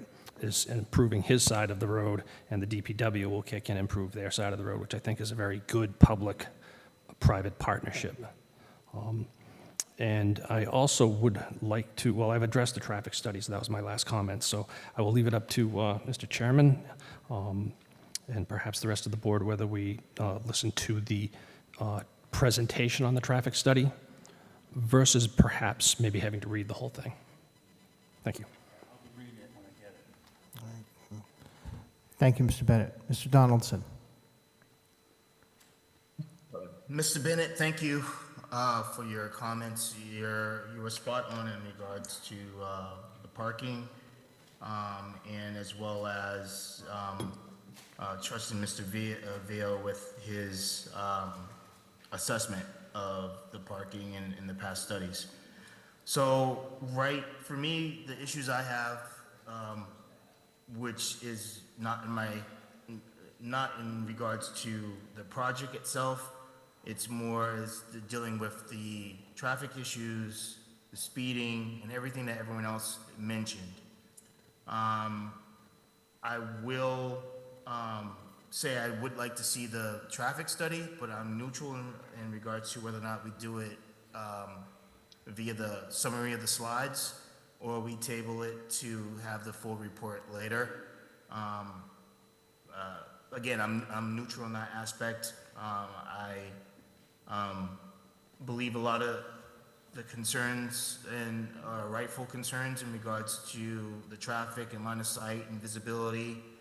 And I believe if Mr. Veo says that there's some extensive talks with DPW and he's willing to make those changes and improvements to that area, then I believe him that will happen, because he's so far he's been a man of his word in regards to all of his developments here in town. So with that being said, I give it back to you, Mr. Chair, and whether or not we make a decision and whether or not we're going to do a quick review or we're going to table it for another time. Thank you. Thank you, Mr. Donaldson. The concern I have, Mr. Veo, is that we had a group of people who came out who expressed this concern about traffic. And now after they've given their concerns, they're going to be hearing something new, something that they didn't hear before. If they had heard about traffic calming measures, if there had been specific proposals, things that they can actually get their hands around, and I feel the same way, I can make a decision. I can make a decision if I understand what the traffic study says, if I understand what the proposed remedies are, and you're correct, they have to involve the town has to be working on that. Whether those include, again, changes in roadway, whether it includes additional sidewalking areas along the South Street and the edge of Braley Lane, whether it includes a flashing crosswalk sign. These are all things that I think we'd like to know are going to occur before we go ahead and vote on something that is a challenge for the town. The residents have talked a lot about density. I will say that we have a terrible fear of density in this town, but as we talk about affordable housing, the problem always is that we want to keep things very, very open, very, very spacious, very unbuilt, and that makes them more expensive. So it's a balance. So it's one of those things that, when we talk about 24 one-bedrooms, it's greater density in a certain fashion than we've seen before, but not so much as some of the others. And people have referenced 40B projects. This is not a 40B project. It's very, very different. The type of person who moves into a all-affordable building is different than somebody who's moving into a 40B where 75% is market rate. So we respect that there is a significant difference, and we respect your proposal. But this is a traffic issue. That's, from my standpoint, that's the one thing that I have to get my head around, and I'm just not comfortable going forward at this point. So the rest of the board knows my feeling on the subject, and I will entertain a motion to either hear the traffic study and proceed, or a motion to continue, and I leave that to the board at this point. So, Mr. Chairman, it was my intention for the audience to, I know some of them have decided to leave, but that... Well, it's almost 10 o'clock at night, so... No, I know, but we are all still here. This is, typically on every proposal we've ever done, we've had a traffic engineer there, and we listen to the proposal at some point in the evening. If we don't want to tonight because we're not going to vote, so be it. I guess I would, ask that, to see what the next available slot would be. That being said, I would rather address some of these things now than go through this all again at another meeting. We had an extensive list of 14 people talking with a number of points, some valid, some completely inaccurate. And I think it is worthwhile to address them rather than those go by the wayside, we get 2 weeks down the road and none of those comments have been addressed either positively or negatively. If the board doesn't want to do that, obviously, I'm going to concede and say I will see you the next time, but that's up to you. Well, with due respect to the people who came, who had questions, if you're willing to answer or address those questions, I'm certainly willing to stay and hear your responses so those people can hear answers to their questions and not have to come back waiting for their question to be answered. So I'm happy to allow that to occur, but... So I'll do the 50,000-foot view of this, and I'm going to go in order. I'm not saying I'm getting to every question. I wrote down as much as I could. So I do want to point out these are one-bedroom units. There are no children in this. You have to have a second bedroom for a child. Typically, in our calculations from other units, more than half of those units, sometimes even 70%, are occupied by single people. So the parking spaces at 32 spaces is more than accurate. If the board decided they want more spaces, we have an overlay that shows 5 more that addresses that so the waiver is not needed. It would state specifically in our lease a few things. One, there is no on-street parking, and it's a violation of the lease to do so. 2, we would allow no right turn onto Braley Lane. Not that there's any reason for someone to be going that way, but if they just decided, there would be signage and it would be in the lease. So you'd have a sign at the end of the driveway. So that addresses a couple of those concerns. Of course, there are handicap spaces. There has to be handicap spaces. That's nothing new. It was compared to Oasis and what's gone on up there, and there's a lot of talk about density and whatnot. It's the reason we do small developments.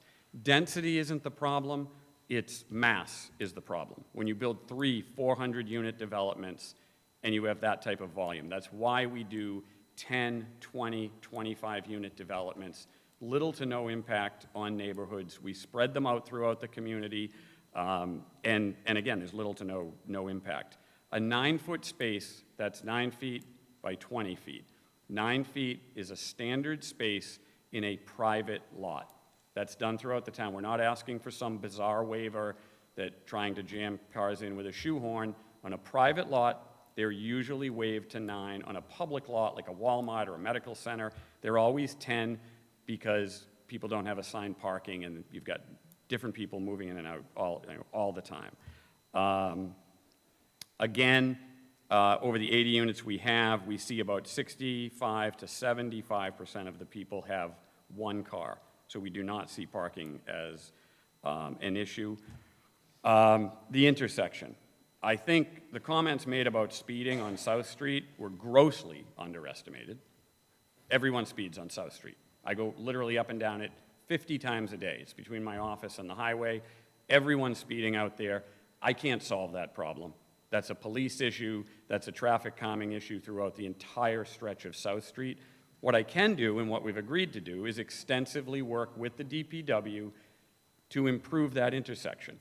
If I walk away from this development, nothing will happen at that intersection. The town's not just taking it on as a development, as an improvement project tomorrow. That's from the DPW. If we agree to improve half of it, they would agree. Please, everyone, quiet. No, there's no more questions, no more comments. No. And there's no comments.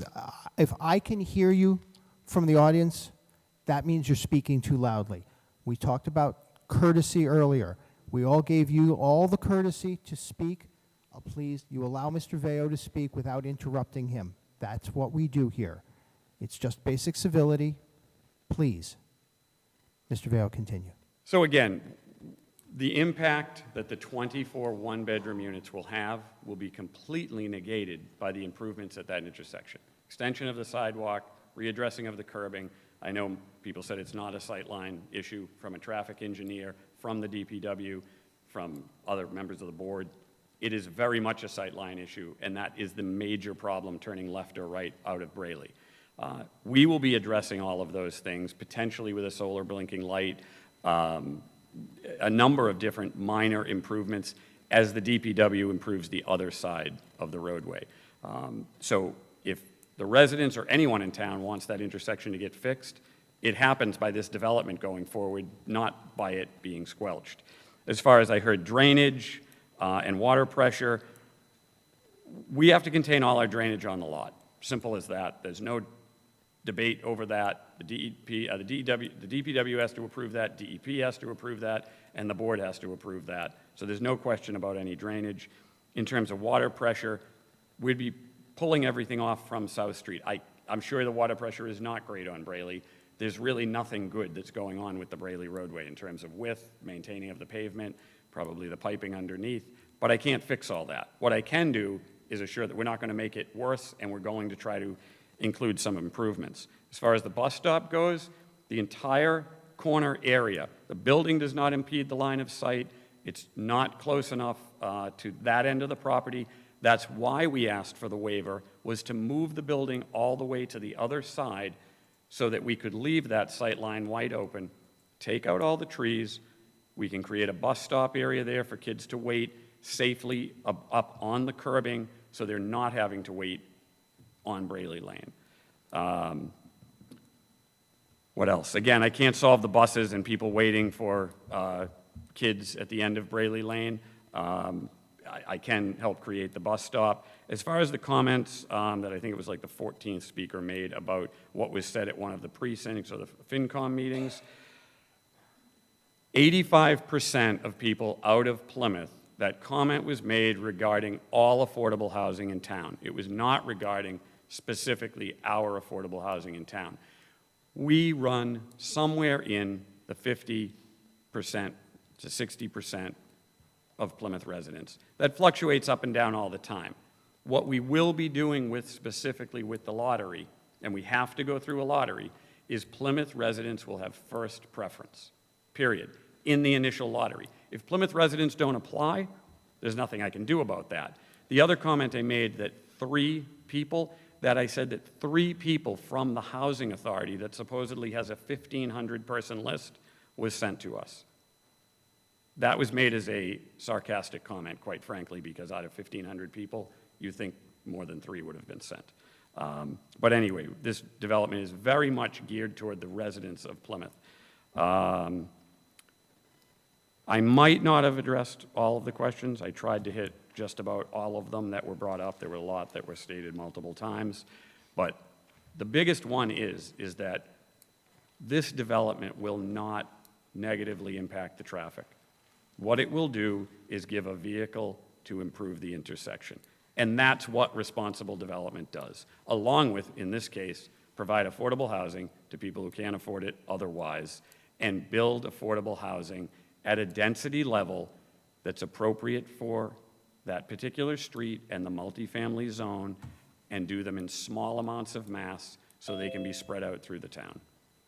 So those were all my comments, and I guess I would respectfully ask that we try to be back on the agenda, in the coming week, if possible.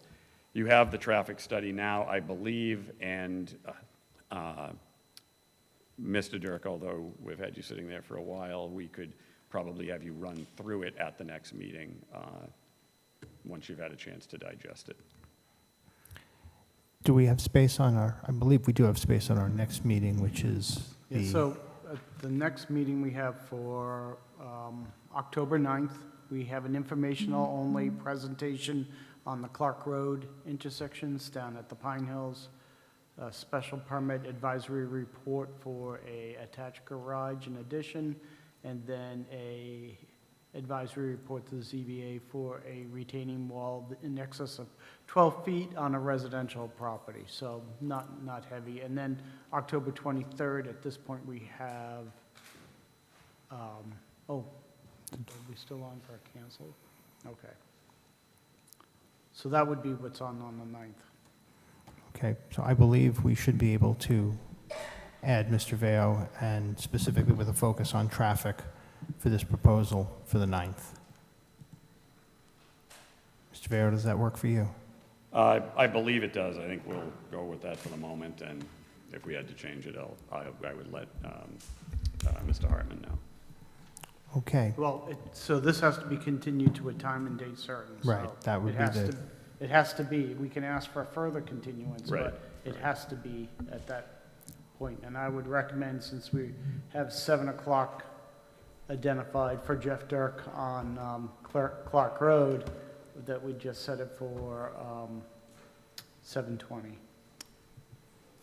or 7:30. Sometimes if something gets canceled, we're sitting around waiting for it. So 7:20, knowing it's probably closer to 7:30 by the time you get to it. Okay. Do I have a motion from the board? Motion to continue to, what was it date, Lee? October 9th at 9th 7:20. at 7:20 PM. I have a motion. Do I have a second?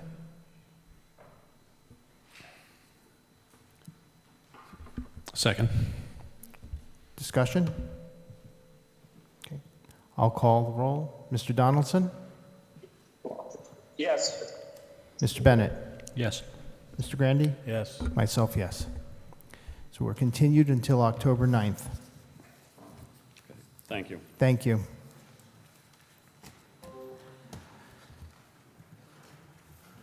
And we don't.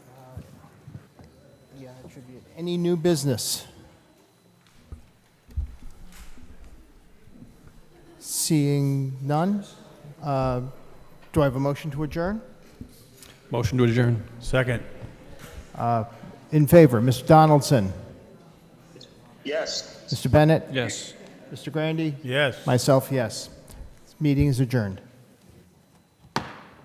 Recording stopped. Excuse me.